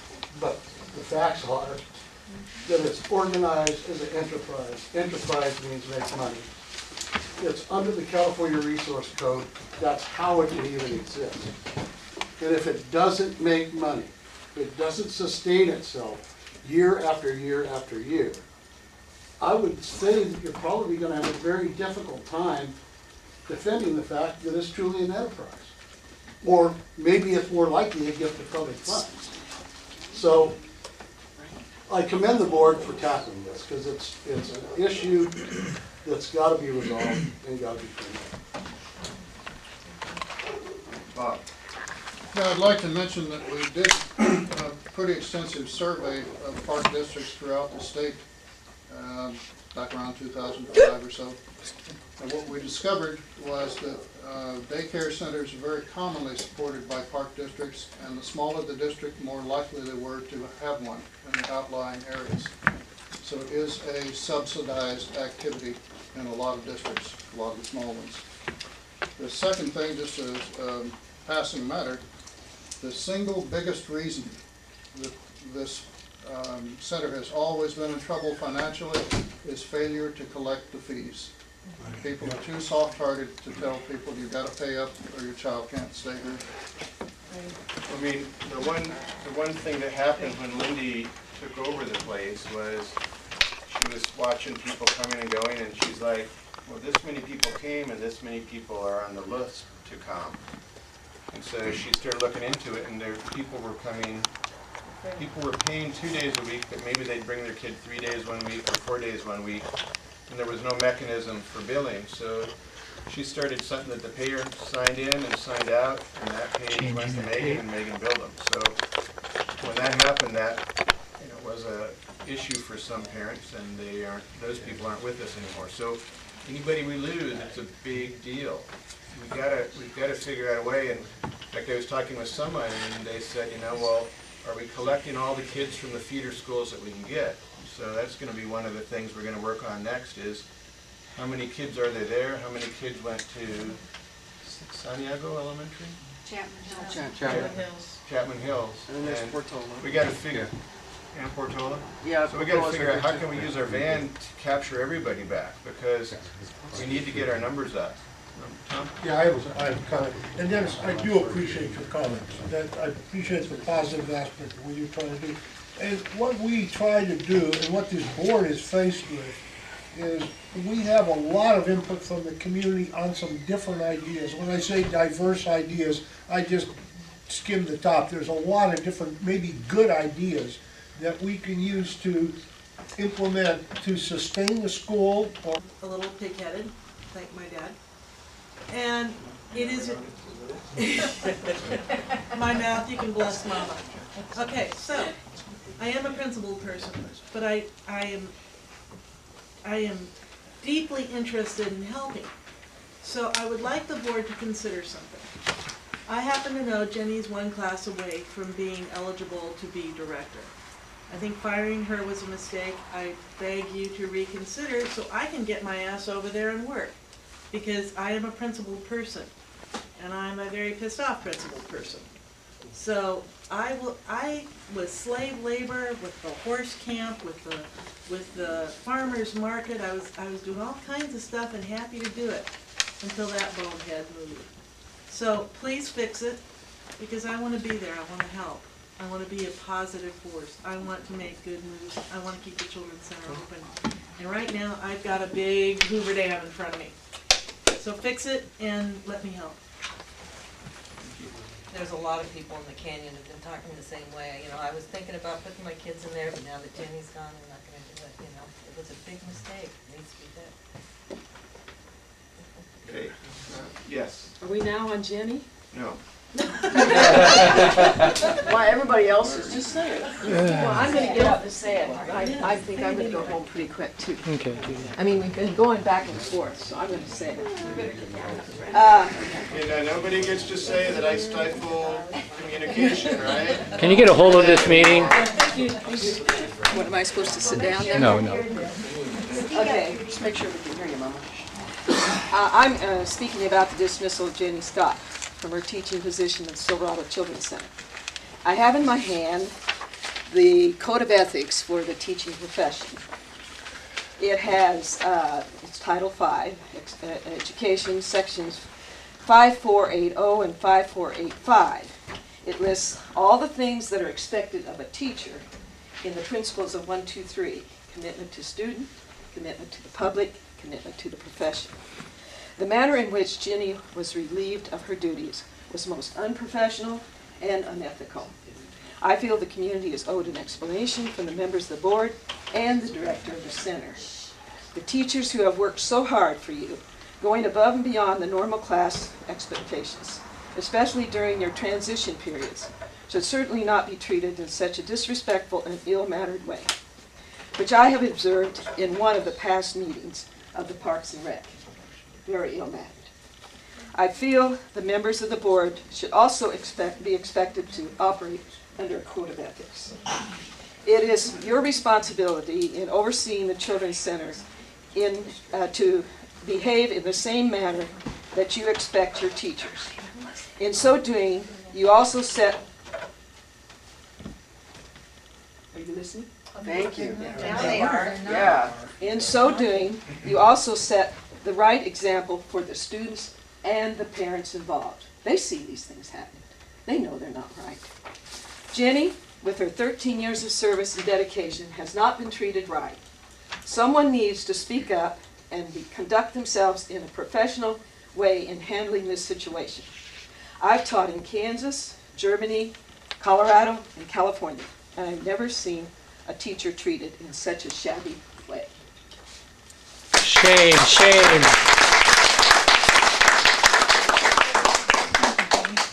Well, it's rude of you guys to be talking amongst yourselves when she was speaking. Yeah. Well, Talking to here's the board. what I was talking to Linda about was perhaps postponing a bunch of the agenda items and moving on to agenda item 15, the Children's Center report. So here's what my thought is. We can postpone chili cook-off, committee organization. I do want to just mention for a second, item number 5, district town hall meetings. When we're going to have a topic, here's my thought, is when we're going to have a topic that's going to take a lot of time and we need to talk a lot, we're going to have the whole board there, so it has to be a special meeting. But let's pick a topic and have it so we can talk about it for an hour. We can talk, maybe we can do 2 topics and get that into a day. And that way everybody that wants to come and talk about that, and then at our meeting we'll keep it short and sweet. And because there are things that are going to happen that are going to be committees of the whole where we're all going to have to work on them. So that's what number 5 was about. I'm asking you guys this question. So I think we can postpone number 7. We can postpone on number 9B. I would suggest that maybe the first thing at one of our special meetings where we have maybe 1 or 2 topics would be the Rio Santiago Project. Because there's too much and everybody's here and I think everybody wants to talk about the Children's Center. So maybe we can work on a special meeting next week or the week after. Maybe we're going to have I'd rather have it all done at once and then 1 meeting a month, but some of the topics just don't lend themselves. So how about we're not going to ignore that. We're going to table everything. We'll postpone Rio Santiago to the I think soonest. we should have, as Brett suggested, an open space and trails committee meeting. And maybe a special meeting just to address that. It would be a special meeting because I'm sure the whole board's going to want to come. So, but that would be its only topic. Okay. And Unless we could think, okay, that'll take an hour. We can have another hour for this other topic. I do think when Yeah. you re-agendize it, I'm sorry? I think when you re-agendize those items, you do need to include some greater details as Yes. Mr. Hunt Yes. pointed out. Yeah. I think he might have learned that. And- Well, let me, oh, yeah, go ahead. Well, on the special meetings too, I mean, hopefully there's not an action item. Well, because it's a board meeting, Yeah, if but- the whole board comes, it could be, but It we could be, could. but that's we what I'm could saying, make 'em because all not. those special meetings, everybody can't, I mean, people are in Not tune doing with it the night. first and the fourth, and if you throw another one in, then, you know, you may not, so I'm just saying that the special meetings that you have, Should be just hopefully on this discussion. Rio shouldn't be an action item. What's the meeting on the 1st? ICL. Yeah. Okay. There- Unless we do them in the evening. That's what I was gonna say, we have these special meetings at 10 o'clock during the week, nobody can come. I mean, sometimes the problem with trying to do a special meeting is when can we get everybody Yeah. together, so. So that would be my idea, is we'll do Rio Santiago at a special meeting. The Capri we can postpone, the policy we can postpone, Holt's Ranch stuff that we're gonna get from the Abbey we can postpone. So if it would be okay with the board, what's the actual wording that we use to? Do you have a date certain? No. Okay, then you'll be tabling the matter and you'll re-agendize it to a date certain. Okay, so can I move that as chair? You can in fact move that. I'd like to add one thing regarding the policy question. I believe that Linda Yes. May brought up some questions about what you could do with your policies. I think we should probably have some input about that when we go forward and talk about it to answer her question specifically. You mean you and us? Well, I mean, perhaps I could direct you to some of the statutes that provide you with additional information that are responsive to what she was asking. I think what the attorney just said is she doesn't think we're doing everything right, and she's gonna re-educate us. What I said, sorry, Attorney Todd, was, she's right in what she said to you, and you need to be sure that you have in front of you all the information as you discuss that. Well, Linda will bring that for us, I'm sure. So, Yes, and we did talk about, violation of the Brown Act and curing and things like that. So there was some discussion before as far as curing and if there's further violation, and we do need to talk about that. okay, but right now we want to talk about tabling. So has anybody got any problem with tabling stuff for later? Jim? Hank? Well, I was talking about the idea of the special quarterly meetings. That was what I wanted to talk about for just a minute. It seems to me that that will just add to the confusion. Rather than having regular scheduled quarterly meetings for a special town hall forum, why not just call those as needed for one topic at a time when it's decided that that's really a useful thing to do, and announce that to everybody, rather than trying to have another meeting in our mind and a difference. Well, they would only be when we needed them. But there wouldn't be a set, are you saying a set date for one if we needed it? If we were gonna have that meeting, that town hall meeting, are you saying set date? Well, I presume from what I read that you're talking about having it as a replacement for the regular monthly meeting, or an addition. But that's four specific quarter meetings you're gonna have to prepare for in addition. And why do that if it's not really necessary for a particular subject like you're doing now? If there wasn't a subject, we wouldn't do the meeting. Yeah, it is necessary. Oh, okay. So, Right. I was gonna say, you're tabling certain items on the agenda to a later meeting, you're calling it a special meeting and da-da-da-da. And why don't you just set 2 meetings a month that, for right now, there's a lot on the table, and have 2 meetings a month, so then people will know when they're gonna be, they're not gonna be, oh, by the way, we're having one on Friday at 2:30 in the morning, 2:30 in the afternoon.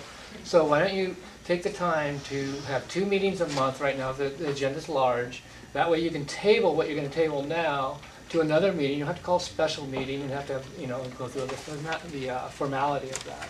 I'm sorry, we would, what about the special meeting? You'd have to go through the formality of, we 24 hours, understand and that. then a lot of people wouldn't know about it, but if you set 2 meetings a month for maybe 2 months or 3 months, as the agenda's bigger, it's easier to organize, I would think.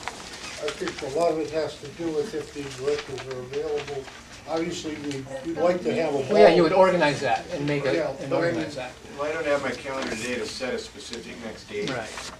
So, that's. So that's what's happened in the past. Before I was on the board, there were 2 meetings a month when they were doing the Holtz Ranch thing. And remember that, Bob? There was 2 meetings a month for, I don't know, a year or so. Yeah. Well, another idea would be to start like at 6 o'clock or 5:30 and just have a longer meeting. It's hard for people to make it, though. It's hard. I have some serious concerns about saving community conversations for a special meeting. I believe strongly in the necessity of having community input. And I think that there are a lot of really smart people in this community who can provide you with a lot of helpful information if you would just listen. And that if you're going to pigeonhole a specific meeting for that time, I think that you're doing yourselves and the community a disservice. It also makes me a little concerned because the last special meeting you had, I think, was inappropriately noticed. You did not, for your regular meetings, you traditionally send out emails. For that meeting, you did not send out an email. You posted it within the 24-hour period, but barely. So I think that only a select few people even knew it was happening until after it happened. And there obviously are other conversations that are happening about community business, things that affect the community, that you're having, various board members are having various conversations with various people, marketing people for developers, etc. That I think it's pretty urgent that there be a good dialogue going on in this community, and that we're not shut out and segregated to some little square somewhere. This is the town hall. And to So dovetail. I don't understand, you didn't give us a solution, you just said you don't like town hall meetings. I said, what I'm saying is... Well, let me rephrase that. So if we went to 2 meetings a month, which I think that would pretty, work. Well, that's pretty much the same as this regularly scheduled town hall meeting that we would do 72 hours in advance. No, so it's different everybody because has- you can make, you can, it's an agendized board meeting, you can make action items on another meeting. You can't do that in a town hall meeting, so No, the town you're hall not meeting- getting it. The Like, town it's hall like- meeting is a special meeting of the board, Brett. But you're saying, you're saying, you just got done saying you're gonna have. Could I finish my comment? Thank you. What I'm saying is that, I'll just put it bluntly, I don't trust you to not do the business of the Parks Board between meetings. There are a lot of issues here that you're talking about tabling that the community is very concerned about. How late would you like to stay tonight and talk? As long as it takes. Yeah. No, I don't think a lot of people in this room, they're already drifting off. Well. So we're gonna have, I think, the 2 meetings a month where it's regularly scheduled is a Then great idea. then you need to not conduct the board's business outside of board meetings. Well, it's a really awful accusation you've made, and I don't I know believe it that it's is. true. And I Well- don't believe it's true. And you can say whatever you want to us, and I still love you. Although some days I'm not positive, but I do. All right. But, and I respect you, and I respect your opinion. That's why I like getting Phil's emails too, because I learn stuff. Bob? I have emails that show business being conducted out of sight of the public regularly. That's all I want to say about it. So, bring those to me, and let's discuss what's going on there. They've been. Okay, so we're talking about The tabling. survey was the business that was conducted outside of the board meeting. The discussions with the Rio Santiago was business that was conducted outside of board meetings. There's a lot of stuff, you know that. All the So conversations with Abby about the leasing of the Riviera was conducted outside of the community meeting. Okay, so I don't understand that you're saying that if 2 board members go out and do something, that that's a bad thing. It is That's when you not- reach a decision and There's you no impose it on the where's board. What's the Yeah, decision? what is the decision? Whatever you decide ahead of time. Contract on the If- Riviera was one. If you represent the board outside of the district and you are meeting with people, it would be respectfully, maybe ethically responsible to have a report on what you were doing outside of the board possibly, and not finding out after you sign a contract or letters come out. It would be kind of nice, or if you are going to go out together, like Linda's saying, let's have a special, open space and trails meeting, but we're going to make it a special meeting because we want everyone to be there. Well, what's the use of having standing committees if you're not letting the standing committees conduct business in order to free the board and give recommendations to the board later, and then have a special meeting? It just seems a lot of wasted time, a lot of control issues, and you're not using why the whole thing was set up like this with the Roberts rules to have committees and stuff. It's to be efficient and use the public and everything, not for the board members to always have to be there as if there's some control issue about it. You're not being efficient. So here's, yeah, and that's. You understand what I'm saying? I understand what you're saying, and government is not efficient. No, but they can be efficient, a lot more efficient. It's not really efficient. What do you think, Betsy, on this issue about? So, I got a question on fiscal responsibility, because you're talking about money and you're losing money. Now you're calling other meetings and you want to have 2 meetings. Now, and you've got a lawyer present, and the lawyer's costing you $200 an hour. Is he going to be present with you all the time? And should we get lawyers? No. We have so. 250, I think she said. My suggestion is Yeah. that, I think Brent's suggestion is a good one, here's how you would do it. Because you have a number of business items that you're not gonna get to, and they're diverse business items. It doesn't mean that when you have a community topic and everyone wants to have a special meeting, you can't. But were you to have 2 meetings a month, like a larger place often does, you would set them ahead of time. Under the Brown Act, they would be on specific, sometimes you have them like every Wednesday, every other Wednesday. They keep that up as an example. They don't have to be on the same day of the week, on a day you determine the board could attend and most people could attend. And people would know that your agenda was coming out in advance. It's a little more work, but it's like splitting up this into 2 items where you have, time to have longer discussions. and perhaps you can have parameters for, you know, what you talk about in those meetings. So I think the idea of a regular meeting is probably better from a business perspective, so you know what's coming, and the Brown Act provides for it because you set in advance the time and date and location. So, but you need to talk about that on an agenda at a meeting. At so a that regular you- meeting. No, you could talk about it at a special meeting, and you can take action at a special meeting. Whether you do or not is a policy matter for you to decide.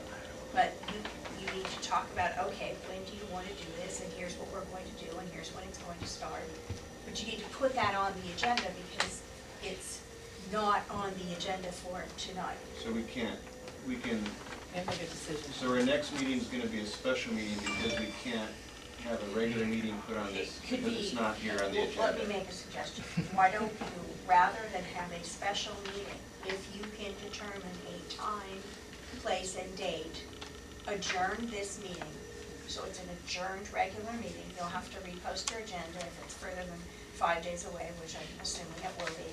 And then you can add an additional item to talk about when you would have your second meeting. Does that work? But you're gonna have to adjourn to a date certain. It makes sense, except that we don't have our calendars, so we can't pick a date for the next one. Doesn't have to. I will tell you, the cafe hopes it's not a Tuesday.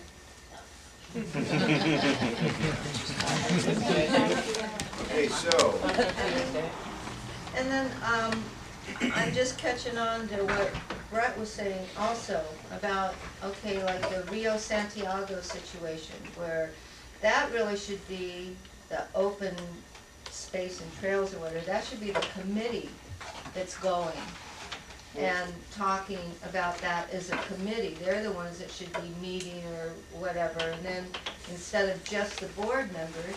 okay, so a committee meeting is 2 board members and no more. Okay, everybody got that, right? If the other board members are interested enough and want to come and talk about it, it's a special meeting, but it's only on that topic. Okay, so do you want to have a Rio Santiago meeting where there's only 2 board members at it that are talking? Because then you're going to come back, let me use the policy meeting that we had a while ago. We're working through all these brand new policies, we're arguing back and forth about, well, should we include this or should we include that? See, I think it's more efficient for the board members to all go, hammer it out, then we come to the meeting and say, here's our new policy, we're going to adopt it.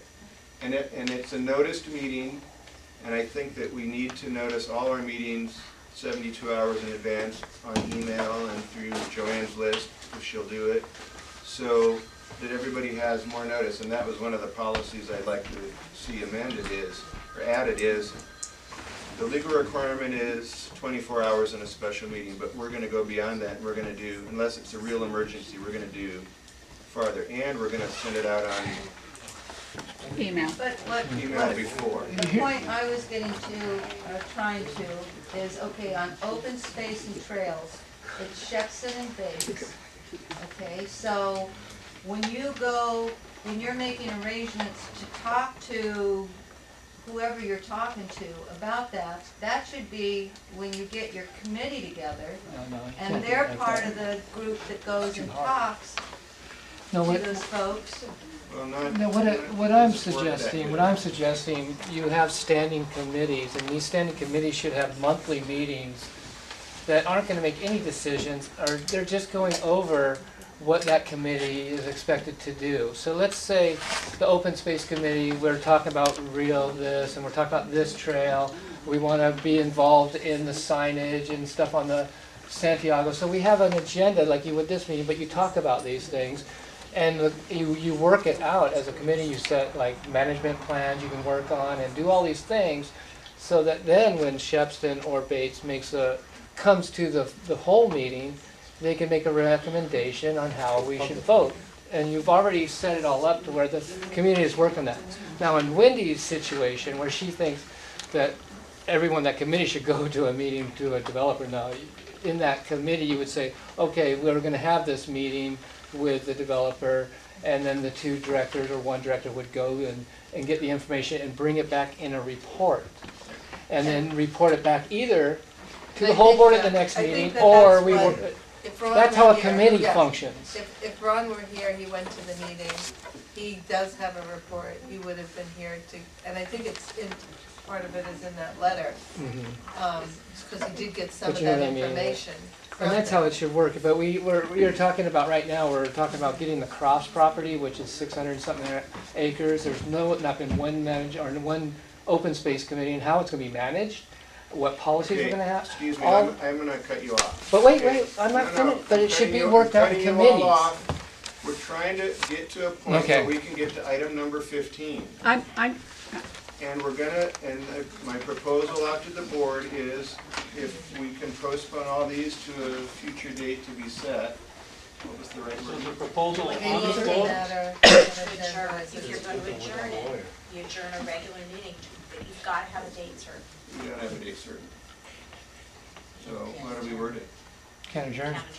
So what happens in our policy says if the meeting goes past 10 o'clock, that you make a movement to extend the meeting for 2 more hours. 9:30. Or is it 9:30? I knew there's a time, and that's what our policy says. So it's going to take a long time to go through. Well, they put the agenda together. Can we set a date? It would be best to try to get a possible date, but yes. While you're looking for a date, I just want to point out that having the committee, having committees report to the board with a recommendation for action is fine for small things, but for things that are big, like the Riviera, Rio Santiago survey, spending $4,700, that kind of stuff, I would really suggest that you have a committee report and then open it up to public comment. Definitely. And not necessarily vote on it at that meeting. Thank you. That's my point exactly. Some of the topics are too big to not have the whole board, because then we're going to come back to this meeting and then everybody's going to argue back and forth. And I want it open to public comment. But like Linda says, it could take public comment, Linda. It could take 3 meetings, Greg, to go through a process. It doesn't have to happen really fast. Once the yeah, and I think, Linda, to your point, when we had the special meeting, we felt that it was such an important topic that we didn't really want to make any decisions. That's why we wanted to bring it to the regular meeting. So yes, I think we agree on that. Are you talking about the Rio Santiago? Yes. But there was a vote taken at that meeting? There was no, the vote was to take it to this meeting. There wasn't, okay, because I didn't see the minutes or anything, so I thought there was a vote to send out a press release about the draft letter. The vote was to develop something the press release to bring to this meeting to talk to the public about. Wednesday, June 4th. Look at my camera. I don't have it here, but.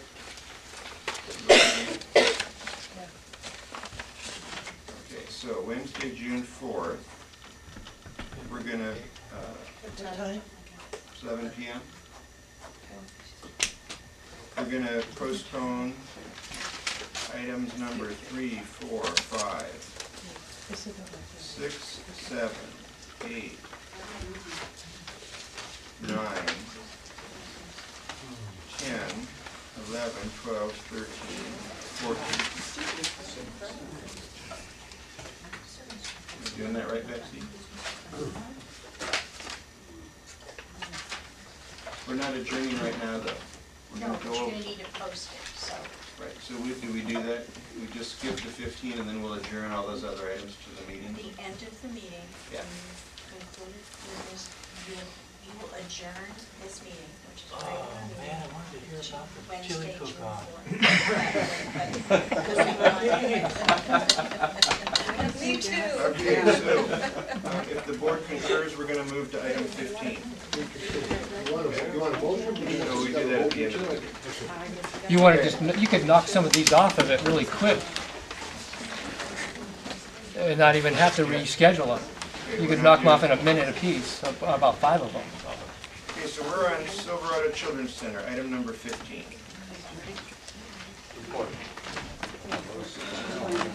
Slideshow? Do you want to do there's like 36, 37 slides. It's going to take time. So it's a long time. No, let's postpone, we're not going to do the show. Okay, open comment, Silverado Children's Center. Well, let me. No report? Huh? No report? She's not here. The report is the slideshow for the revitalization project. But it's gonna be 30 minutes, so let's postpone that and talk about Connie. I'm a little concerned. I saw a posting looking for pipe corrals. The Parks Department that controls the school site has made it painfully clear that no use, we're working on getting an evacuation center and it keeps shrinking, that it is not allowed. They are not allowing casual use of that. It's for emergency use only, and we could lose it. The So I'm a down little- school? Yeah. She's not talking about using the down school. Where's she gonna put the corrals? Up on the top where the garden eventually will go. That's my understanding, Okay. but I'm not positive, but that's what I understand. Where the gardens are existing? You mean they're gonna tear down all the We're boards? gonna redo all that whole garden place. Okay, so all the work that Shay and everybody did is gonna get bulldozed? No, it's gonna get pulled apart and turned into a whole bunch of kid garden and community garden. That's what Okay, so she's- where are the horse corrals? Well, the garden will happen after the horses are done. Okay. So she's gonna put 4 corrals in that area. I don't know that the plan's perfectly worked out yet myself. I just raised the flag because I really don't want to lose something that is very We important. won't do anything Oh, that we're makes not that gonna lose happen. Jenny, Yes, I'm wondering, would that be under Capri's umbrella Yeah. for liability? Yeah. And we have no problem getting liability to cover the horses right, and the riders? right. Okay, we got like 3 weeks then to get this done. She's been sending out flyers for about 6 weeks now, all about the horsemanship camp. And when I let her know that, boy, we don't really know if that's gonna come to fruition, she told me to mind my own business. And that's pretty much closes the door between her and I. And I said, you can't tell parents 2 weeks before they come, oh, we can't do the horsemanship camp, but we got so many other great things planned for the summer program. You can't do that. The parents will not be able to get entrance into another camp at that late notice. And it's just really unfair. And these are people I care about in the canyon. She doesn't. But I think it's really unfair for her to advertise everywhere. And now it's just days away, and they're scrambling for pipe corrals, pitchforks. Everybody help. It says, please hurry. It's like, what are you doing? You can't just throw something together. Tell everybody in Tustin and Orange, it's going everywhere, wherever the Century goes, Foothill Century. And you just can't throw something together like that and then say, oh, well, if it doesn't happen. It's illegal. I mean, it's dishonest. I don't know how legal it is. It's completely, it makes us look horrible. Like, we really need that kind of negative stuff going on. Nobody has signed up yet, by the way. That's not true. That's not a true statement. And she Yeah. does have it handled, and there are people signed up for it. You know, when she came to the last meeting, if I may, I looked at it on there. She says that there are 20 families enrolled. That was in September. For preschool, there's only 7 families. And some of them don't even come every week. School agers, she said 15. There's 3 school agers that come. That's it. She inflated all of this stuff at the April 22nd meeting. Go ahead and look at it. There's Jenny, they may have been signed up, but they haven't come. All I can tell you, Jenny, is that the negative is down to 2,000 a month again. I understand that. From a high of 6,000 a month. So she's got something going right. I don't know that what she's got handled exactly is it. Why don't you? Because, who said why don't I? Yeah, why don't we know? If Why you don't guys we are know? now Is here's why we overseeing don't. I'm sorry, go ahead and finish. If you guys are overseeing it and you guys are bringing all your numbers, you should know what plans they're putting in because it's under the SMRPD, where, you know, they're like hand in hand. You've kind of joined but with not hands with day-to-day them, yes. operations. Right, so, you know, I mean, that does have a reflection. General oversight, we don't run her day-to-day stuff. But we only get a report once a month and she's not here. So we can't ask the questions right now. Because you guys don't do it, because you don't oversee. The report is on the video? but we're gonna adjourn that so that we can finish up at 9:30. Yes. Well, in regards to this, didn't I hear you say earlier that you worked out the numbers and there are 3 students there per day? 3.8. So, I mean, you're implying that she's doing a great job, and gosh, she's got this money coming in or whatever. However, it's clearly not based upon attendance because there's only 2.8 kids a day. So, it's kind of questionable. The 3.8 was a number that was prior to her coming on, that was when Lindy was there. So what is it? There's even less now. There's 1 person that came back and 2 other people that are never coming back. Probably in the report. It has to, the success of the school has to do with double staffing, being able to cut back the teachers and the hours because the teachers were double staffed oftentimes. I'm sorry, Lisa, they weren't, because I did the staffing for 6 Jenny, months. if you want to look at the schedule and what the I payroll know, is, it's a lot. I know you did the staffing, that's why we had double staffing. Stop it, Lisa. Jean. Yeah, Bob. Lisa, if you're gonna do that, you have to leave. Yes, please. So they can yell at me all they want, but I Equal opportunity, no yelling policy. I would like to comment on the horse camp and the email. This is what the community should pull together. This is supposed to be about the children. It's supposed to be a commitment to the children. It's not supposed to be. About the summer program. It's not supposed to be about our own personal beliefs. This is supposed to be a commitment to the children. This community always pulls together when there's something that needs to be done. If these horse corrals need to be done, let's pitch in. We're supposed to be here for the children. We're trying to, everybody was so involved in Save Our Elementary School. Now it's Save the Children's Center. Oh wait, you can only save it for one person. I'm sorry, we have to save it for the entire community, for all of the children. This is a commitment to the children. And if you don't have it in your heart to make that commitment, you should not be here. Shouldn't be about money. This is about maximizing the commitment to the children. And I would like to see everybody that is so negative, turn that to a positive and do something good for the summer program. Jenny is back. That is not what this is about. This is a Yes, commitment it to the is. children. It's a Yes. commitment to the children. You're right. She's part of that, though. So, I understand that. Toyota is moving to Texas. Are you all gonna stop driving Toyotas and boycott everybody that owns one? Come on, guys. This is about the community and about the children. I shouldn't have alienated the community by firing her. Family. No, it's about the community and the children. It's about the children's center. It was just bad timing, I guess. I think it's time to button this down if we can. Yeah. I think we're all getting a little cranky. No, we're not getting cranky. Think about the children. I'm leaving. Well, no, it happens every time. Everybody in here bullies people until they can get their own way. That stinks. Start thinking about the children in the community. And, by the way, Jenny, thank you for helping set up this chili cook-off. That was very nice of you. Thanks. Thank you. Where's the director of the children's center? Why didn't she get? I told the director that I didn't want her to come tonight because I didn't want her to be abused as our employee. We can talk about her, say whatever we want about her, all of you can, but I'm not going to let our employees come and be abused. Well, let's see, that's the point I was making. Greg, that's the point I was making, only I was in reference to Jenny. She has been abused. I've watched it in a meeting, and then the way she was treated. So I'm saying, if you're protecting the director now, I think you should have used a little more, whatever, to handle the situation if you had to let Jenny go, to have done it in a far different way.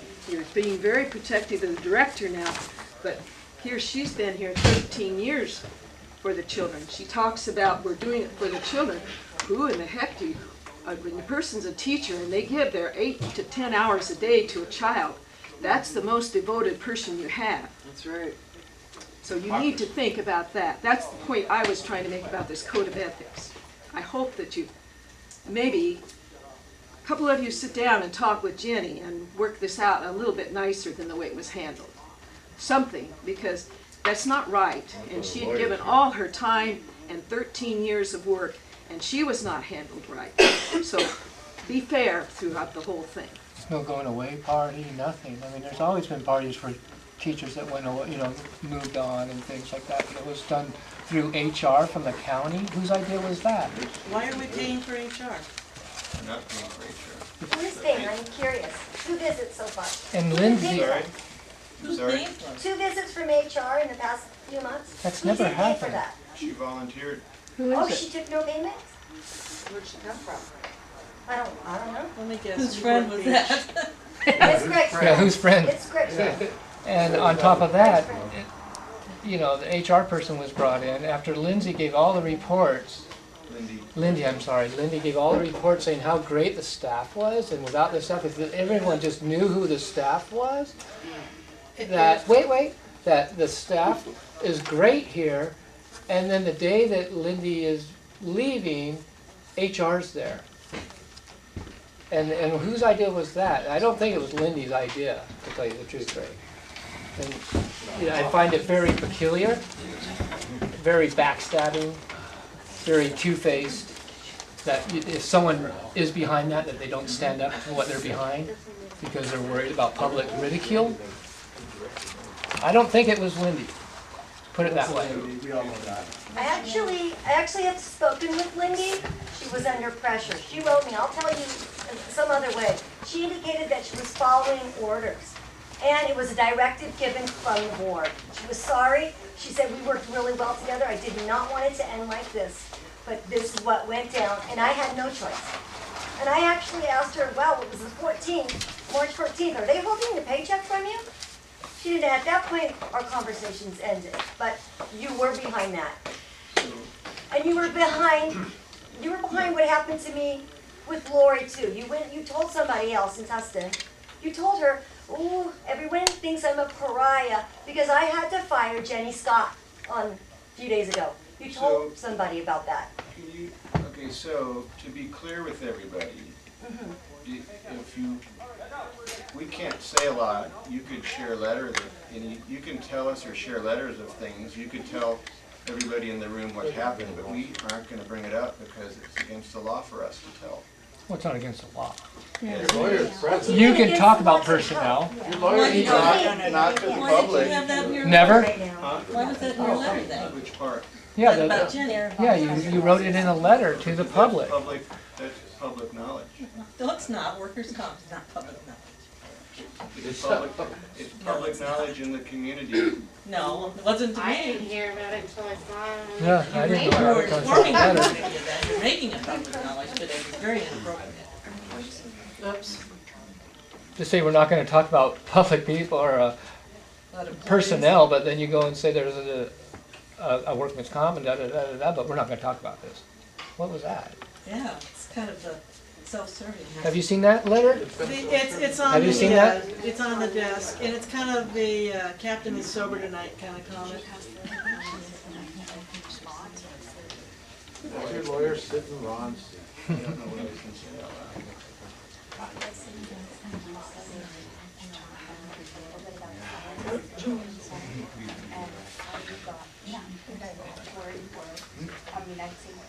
Probably to make, so I join on it in the report, and people have comments, then maybe we want to see those comments. It's hard to do the comments without some of Okay, so in brief, I think what we charged the director with was doing an analysis and evaluation of the Children's Center. And we also gave her some responsibilities according to Title 22, and one of them was a fiscal responsibility to bring the Children's Center as close as possible to break even. With that, she did an analysis and evaluation and determined, and actually consulted with Lindy, the prior director, that we were overstaffed according to the Title 22 requirements and the needs of the center in relation to the children that were, I'm not finished, but I will call it in relation to the children that we had attending. So what she decided, and we are a board that has oversight, but not day-to-day control or involvement with the operations. We let her make all the decisions in regards to, what positions to keep and what positions that she did not need. And she made decisions to keep certain individuals that are there. I don't really know some of them personally, and they may, one more from what I understand, may have to leave eventually as well if the census doesn't come up. But we have charged her with the fiscal responsibility of coming to a break-even point, and she's very close to that. We had a great event that brought in some funds, and it will sustain us probably through the summer. As Greg said, we're at the point where we will have to make a decision in September. But for right now, again, she made the decisions along with her staff that was there, with HR, with legal counsel, according to the labor laws and according to Title 22, within her responsibilities and jurisdiction as a director administrator, under those guidelines. Connie's first. The expletives that seem to come to my brain first are hard to sit on. Number one, it was a pissing contest. It was a manager with incapable of managing actual people. Number two, there are less senior people, there are less qualified people. This is not a private enterprise. This is our canyon. This is an attack. She was pissed off. She is a small person. She needs to be fired. This was a stupid mistake. You have heard from this canyon. We want Jenny back. We will all jump in with feet. I'm not impressed by her. We will all jump in when you fix this. Fire the person, and if you cause the firing, God help you, because it will come out. But fire her because she cannot manage people. There were less qualified people. Jenny has her degree in psychology. She's one class short of being certified, and I think she will be heading and getting that certification shortly. So she would be qualified to actually be the director. And we would have a director that we trust, we love, we will help, that isn't a backstabbing carpetbagger, and that's the nicest thing I could come up with. Trust me, there's a lot more going on in my brain. So, fire her. She is incapable. She has made a major mistake. Get somebody in there that the canyon wants. And that is your charge, and you should do that. And I don't care, you brought her in, and she told me, oh, I don't care about the canyons. I just want to get this X, Y, and Z. Well, good for her, but you know what? The canyons count. We count. We are important. We are your constituency, and we are pissed.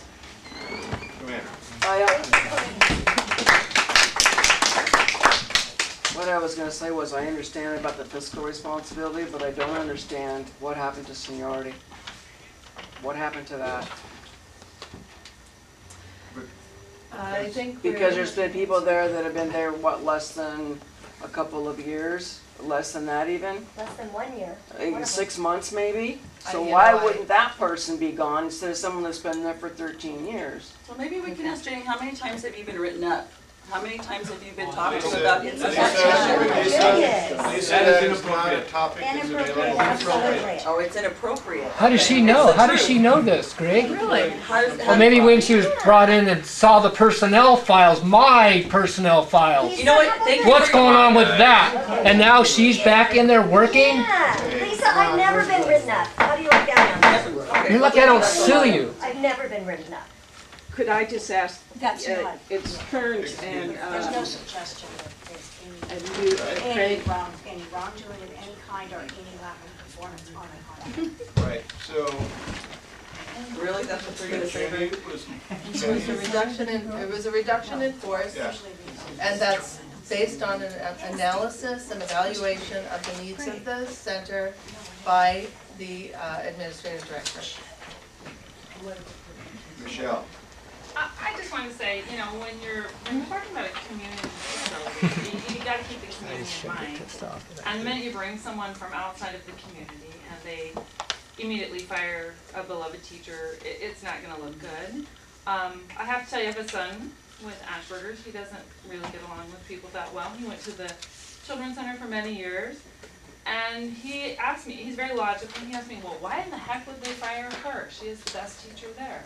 And I said, I have no idea, I can't answer that, but the person is not in our community, so she doesn't know that, and she hasn't been here long enough to see it. So I think that, you know, when we're talking about community, we wanna make sure that we're working with our community members, and maybe someone, you know, there's always a person who can come in and clean house at any company, but you have to keep the fact that this is a community and this is different than a big business, and it seemed like things were starting to pick up kind of before she came in, and you know, maybe she's not the best person for our community if it's already falling apart like that, you know, a few weeks after she's been involved.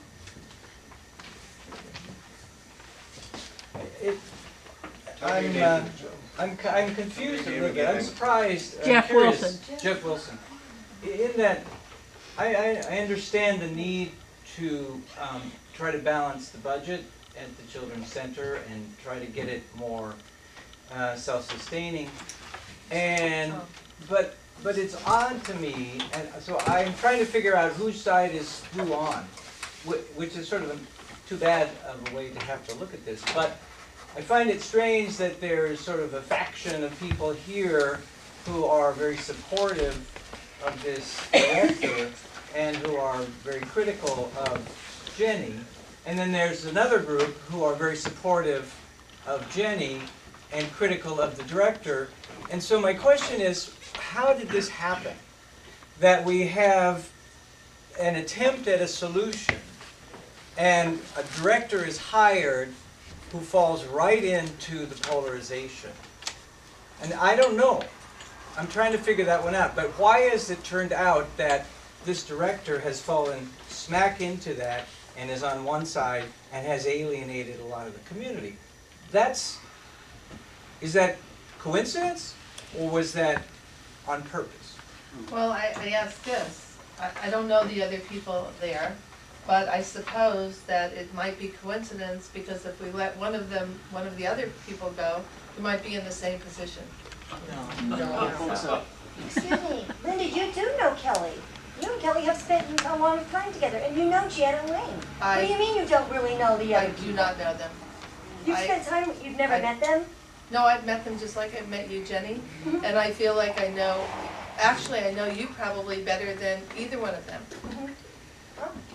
But I guess maybe the point is this, is, okay, it's great to try to make, to improve the center and correct the problem, but does it have to be done, which is already putting a strain on the community anyway, does it have to be done to further widen the divide between people in the community? That's the question. I think the thing is that we need to work on is what Dennis alluded to and Jean alluded to. Let's work together to improve the center and get more kids in there so that we can have more teacher time. I think that's where we need to go. We need to be positive about that. Absolutely. But on the other hand, why then allow something to happen that is going to be a sock in the eye to so many people, local members of the community? Shoot yourself in the foot. Okay, so everybody, and I'll be with you just a second. So everybody knows we had a director and 6 teachers. Did any who didn't get the letter that I had I'm sorry, sent out? that's incorrect. Griffin had left, McKenna had left. With her, there was 5 employees, 4 I'm going teachers. back to when we started in September, and quite a few months ago, we had a director and we had 6 teachers. And we had, when Lindy came in and she started going through hours and what we needed, she figured out that we really needed 55 hours, maybe less. Not everybody comes at 7, so that person would come late if kids go home, the last teacher goes early, so, but average about 55 hours a week, and we had 7 people to teach. And we don't let our director not teach. You know, our director teaches because we're paying her for 30 hours a week, so we use her. So let's say she covers 10, now we're down to 45 hours a week of class time. Part of the reason we've got the budget negative down to $2,000 a month right now is that we used to staff a whole lot more than that. And when Lindy got there, she said, no, you don't need to have these staff and this staff. You can have one person for the preschool and one person for after school. You don't need two, which is what was happening a lot. And that's a big part of, I mean, staffing is our biggest expense.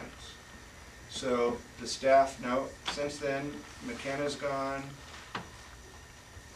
Griffin's gone, the other lady, Jessica is gonna have to go. Jessica's gone, so we're pretty much, and now with Jenny being laid off, we're pretty much to 2 employees. No, yeah, everything that everybody, it's laid off. There's termination for cause, and there's laid off. And we're not doing that. My letters here says termination. Your termination is effective April 25th. There's termination for cause, and There there's was no, and there's well, it just everything says else. due to change in the program, your services are no longer needed. Here's your last check, make an appointment and get your stuff. There's 2 kinds of termination. Right. Termination for cause or an at-will termination. I understand Your that. at-will termination. Why was that though? I really don't know why. Because we did an analysis, an evaluation. Well, why was of it me reduction in and not force. somebody else? Wait, you just Why said was that? we. I thought you said the director did it. Yeah. You just said we. Well, we all, okay, we all, I've also, I mean, the director did okay, it. so I've also misused the word fired along the way. It's not that.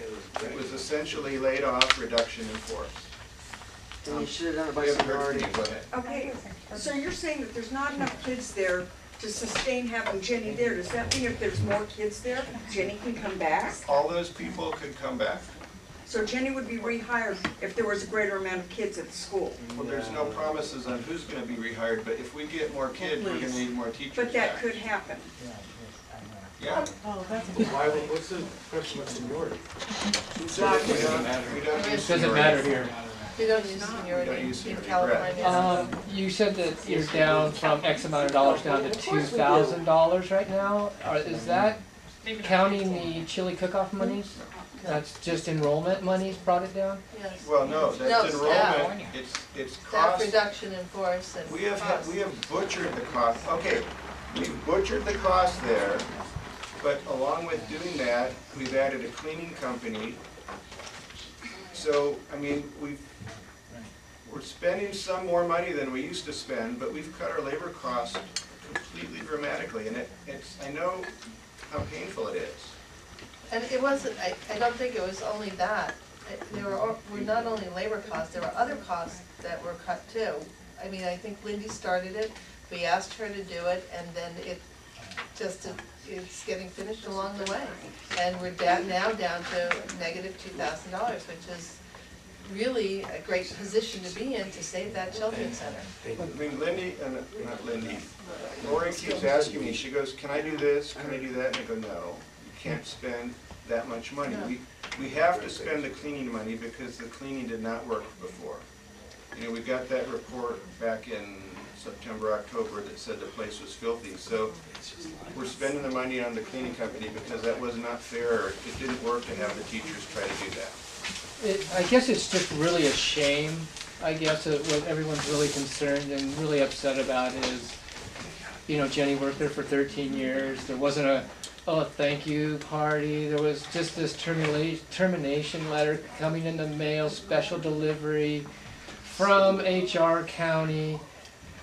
It's just such a shame that there was no humanity, there was no ethics, and it's just the coldness, and it unfortunately it's a reflection of the polarization it is in this canyon. And this polarization, one side of it's really cold, you know, and it's just a real shame.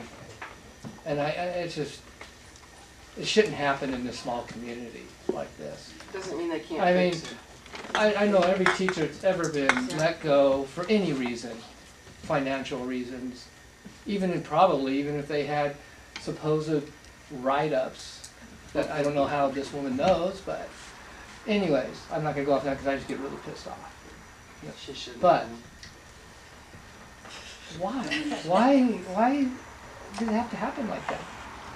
Pat's next. So there's no good.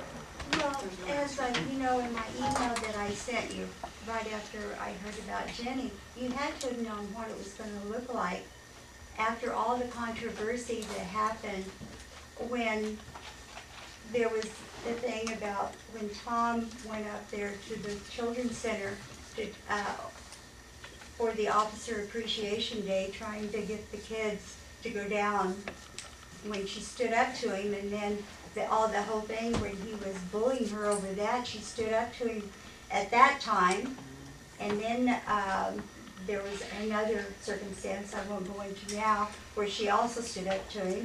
Then there was a time with Linda and Lisa going through the files at the daycare center. She stood up to them for doing that. And so there was that controversy. Then you turn around and she's fired. You know how that was going to look like. It was payback. I think Clear it and is, simple. pretty obvious. It was retaliation. And you knew that the community would see it that way. So I think that, you know, it was clear and simple. And you could have avoided all this by not firing her. If you really cared about the community. I'm sorry you did Just it. be nice. Just be Time to nice. adjourn?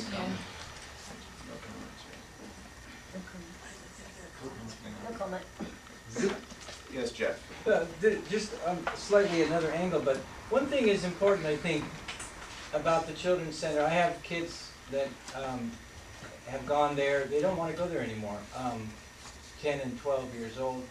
They would go there after school from where we transferred to Trabuco Elementary because Orange closed our school.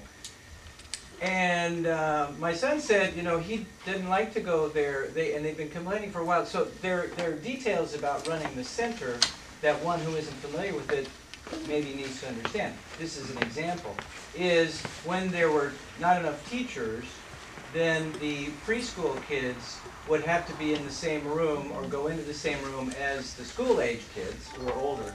And they didn't like that because the preschool kids would come into their room and mess everything up, right? And so those are the reasons. I mean, that's an example of a reason, and probably there are many, why kids aren't wanting to go there. And so they don't want to go there anymore. And we haven't been there for quite a while. So that has, so cutting, I don't know exactly if there are always two teachers there and then the preschoolers or the school agers or whatever, but there are issues there that have to do with satisfying the needs of the students that are important to understand. So I'm just pointing that out. And I wouldn't have known that except for that they told me about it. So, you know, maybe the kids are someone to quiz about what they need and some things like that, because you'd probably be surprised to hear some of that stuff. When did they stop wanting to go? How long have you had them out? Well, we don't have them out. They took themselves out, basically. But it's been months. And so it's been kind of dwindling. And then in the past, say, month, I think they've refused or so, something. So, you know, and so I'm not saying it only has to do with these changes. I'm just pointing that out to say there are subtle issues going on that will make a difference between a kid wanting to go or not. Yeah. And we need to understand what those subtle issues are. And I wouldn't have known about that. But that's a big deal to the kids, for example. Because one of the things that I really want to get the center to do is to really boost up our after-school program, because we can have way more kids. But we have, you know, so I'm going to this group called Think Together to see if they will come out and mentor us on how they do this stuff, because that's what they do all around Orange County, actually up and down the state now. They don't have the budget to take us on as free, because that's what they've done in the past for a lot of places. But I think I can go get money. My wife's positive we can get money for after school, because keeping kids off the streets in that hour between, you know, 2:30 whenever they get out of school and 6 when everybody comes home to get them. And that's where I would like to see us expand the program. And I'd like to see us include high school students. You should take advice of Shay, because that's when they enjoyed going. Yeah, Shay was a big bonus there. Yeah, kids They loved liked her. going when Shay was doing the after. So Shay, But she could give you ideas. Right. But we talked, we talked to Shay about, but now that she's a board member, she can't See, Can't do it. none of us can go in there, and we're not supposed to go in there and play and do, but that's why we have the director, and that's why we try to keep his hands off as we can. Now, you know, Brett's, several people, I'm not sorry, we shouldn't pick on Brett, several people have said, well, yeah, but how did you know about that? Well, as president of the district, and I asked Lindy this question just a couple weeks ago, I said, when you ran the preschool you did for 7 years, who did you talk to, and what happened? And she goes, yeah, the president of the board knew everything that was going on, and we regularly talked. So I know stuff that was going to happen that the rest of the board didn't, because as the director, she would come and say, you know, this and that, and I'm going to do this and that, and I just have to try to... No, I was referring to Lisa. How did Lisa know that? It's a community talk, but everybody talks, everybody knows what's going on. So, do we know the actual reason why Jenny was terminated? Was, I know that they wanted to eliminate positions, but the reason that it was Jenny specifically was because of reprimands or personality conflict, or what were the reasons given? There's a process called analysis and evaluation, and the director administrator used the process to go through her analysis and evaluation, of which we don't have any control over because we're not managing in day-to-day operations. So we don't really... Of all employees and all of the needs of the Children's Center. And what she did was look at all of the things they look at when you do an analysis and evaluation and develop a strategic plan and program for moving a program forward. So, and I know there's a process, so what was the conclusion that was We don't know come the to? details. We don't, so. So, but that could be gotten in a lawsuit? And if we did, If one of us did, I couldn't tell you. Well, okay, so But I don't we think don't so. really know then why that was, what was terminated. We know it was a reduction in force. That's all we know. Linda? Yes. Was there ever any conversation with the director to Jenny being very frank and telling her about the evaluation to give her any understanding at all? Why? Was there anything like that done? We don't know. See, that's where it was definitely wrong. No, we don't know. We don't know how many talks or who talked, you know, when did Jenny meet with anybody of either Lindy or Lori? I mean, you could assume something by what Jenny told you tonight, but we don't know that. We only know what Jenny just told us. No, I think Jenny was referring to things before she was even given the FedEx letter saying she was. Yes, I don't think she had any conversation. I understand you're saying. You know what I mean? I understand you're Where saying you actually sit down, it's the ethical thing to do. Sit down and talk with the person, especially someone that's been there that long and they talk about seniority. You sit down and you talk to them. I'm quite certain that there were meetings between Lindy and all the staff and Lori and the staff. Well, what does Lindy have to do with this conversation? I don't get it. I think the question is, was there a conversation between your director and Ms. Scott before the letter was provided? Yes, I think Jenny indicated that. No, wait. Say that again? I think the question is, I hope this is right, okay, so you've got a period of time in which the people have been leaving and there's been a reduction in staff. It's relatively recent. So, were there conversations when people were said, you know, I'm sorry, we're going to let you go, I did this analysis, however people say that. Did that occur in her case? No, she got a FedEx letter. Yes. Okay, so the attorney says I can say what I know, and what I know is that Jenny did not have that meeting because that meeting was scheduled and Jenny didn't go to that meeting. I'm talking about a one-to-one meeting, not a whole meeting with all the teachers. I'm talking about a one-to-one. One-to-one meeting. And Jenny didn't show up? She was collecting things for the chili cook-off. Oh, that's right. She was busy She was busy doing volunteer work or going to the doctors. She had, can I say everything? I think that there's an issue as to whether or not the one-to-one meeting occurred. So, And I think you've expressed what you have, as far We as, scheduled a although one-to-one. you were not present. They scheduled a one-to-one meeting. The meeting was scheduled.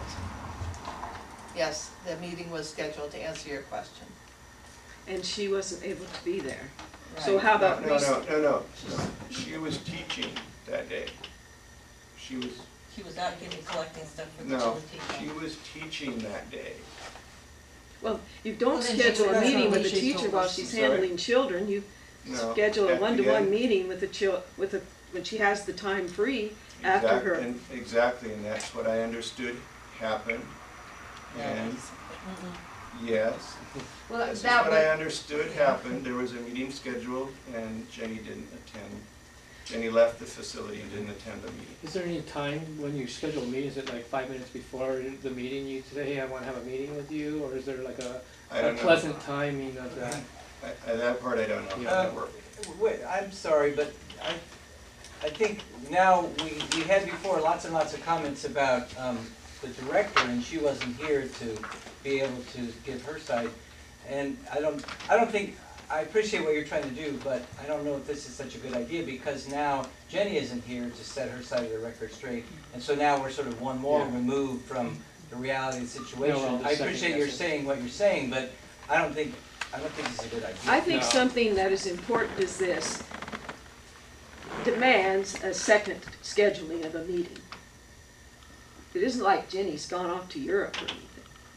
I think just scheduling one meeting and they say that she was out getting things for the thing. is that appropriate to have an exit interview She's with making the board? She's just making a comment that she thinks that if their meeting didn't occur, it should have been rescheduled, correct? That's all I'm saying, yes. Yes, that's fine, it's fine. Okay. I mean, it's such common sense in running something. That's all Well, that's you know, why I got very it's upset common with the code. It's common sense that it's like confusing. I hate to say it, but it's not confusing if there's an agenda. Yeah. If there's a hidden agenda, and conveniently, the director doesn't report very clearly to anybody on the board, therefore the director is operating autonomously. However, if the director is sort of carrying out the wishes behind the scenes of people on the board, then it's a very nice situation. It makes perfect sense. And I don't want to necessarily believe that, because I sort of thought the director there had a lot of vim and vigor and was very enthusiastic, and I thought she was going to do a good job. But this has really turned into a problem, and it is confusing. But unfortunately, you need to understand, it suddenly doesn't sound confusing if you look at it in the way I've just described. It's starting to look kind of weird. Weird's not the word I'd use. Well, I don't expect. I don't think he expects a comment. So, question to attorney. There appears to be lawsuits coming. Is this all subpoenable, and do you guys does the board, my mom was slapping, does the board have contemporaneous notes as to these events, and will you keep them fresh and handy, and are they are of course subpoenable, right? And they are subject to deposition? I'm gonna try hard to answer, but not. And remember, you work for me as well. I work for the district. And I work for the No, district. actually, she's told us before that she works for the district, I work not for for the us. district. Okay. The district is embodied in whoever the board members are at a particular point. Well, that's a problem, but go ahead. That's the law. I don't know what kind of litigation there would be. So the answer to your question about what's evidence is, it depends on the kind of litigation.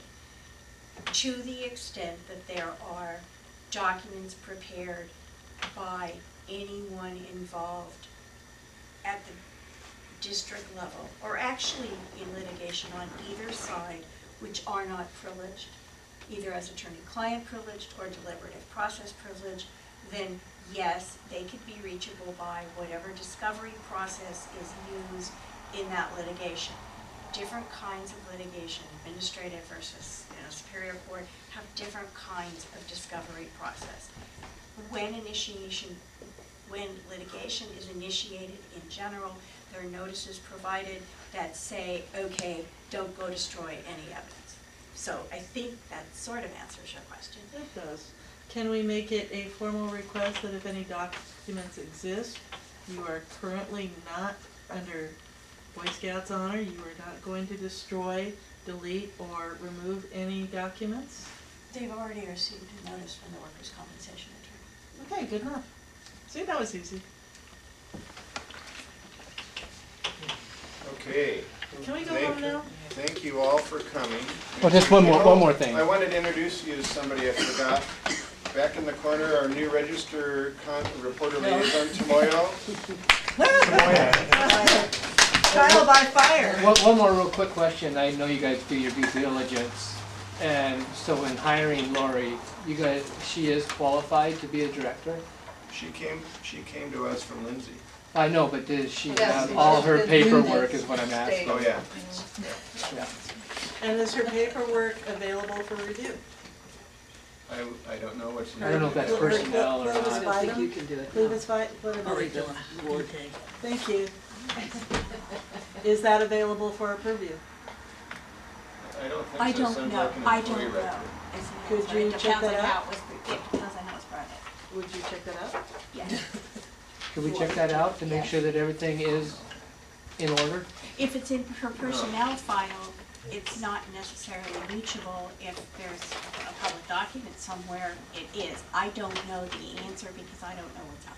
But before on hiring somebody, you would make sure that, But in background general- checks were done. Oh, yeah, but that's, And, background checks are I'm wondering if all that confidential. was done or not by the board. Yes. Background checks Yeah. are confidential. Lindy Why don't, did those. Well, I don't we'll want talk to, about what is public. but Okay. you guys did do all that. Because she does. Lindy did do Lindy those. did all She that. like all of Okay, I the just don't know, employees because has I talked to Shay about it and she didn't know either, so I wasn't sure if we just hired her because Well, no, I she was mean, a director or if we I actually mean- checked it out. we aren't qualified to do that work. That's why we had Lindy do it. Okay. And we were so So lucky to I get would have to Lindy. ask Lindy then. She also has to be approved under Title 22, and her resume had to be sent to The the licensing. licensing agency. Okay, I was So just curious. They do. Because, Because she wanted to get, she wanted, And they're also required to undergo fingerprinting through a live scan. Yeah. because she So- wanted to get on the Because she Facebook works with thing, children. but she won't friend Shay so she can start working on the Facebook page. Because she has to friend to be able to be put on. And for some reason, she hasn't done that. okay, here's I don't know what anything Lori about Facebook. told I me. I don't know I either. Here's- do you think this goes to the scope of the session? No. Well, just what Lori told me, and it goes to what I think some of you commented on, is, and how I took her, is she goes, I'm not getting involved in any sides, I'm keeping completely out of it, I don't wanna know what side you're on. I think that's kind of what she meant about, I'm Yeah, staying out don't of you. care, yeah. Yeah, I think that don't care thing, that's part of what I got from her is, so, Well, it's probably not good to speak for That's her. a part of it, but we can't discern her mind. I can only discern my feeling when she did this, but I'm still thinking she needs to be fired for this bonehead move. thank you for your comment. I know, I love you too, Greg. Is there a motion to adjourn? Yes, please. Make a motion, is there a motion to it, can you read this, Beth? Well, it'll be on the tape. I'd like a motion to adjourn items, do I number them? The items that you defer. The items that we deferred to a June 4th at a continuation of our regular meeting So at 7 o'clock. 7 p.m. here. I second. Are you making a motion? Yeah. She second? Aye. Aye. Aye. So it was all three of us, aye. What was the date again? June 4th, 7 p.m.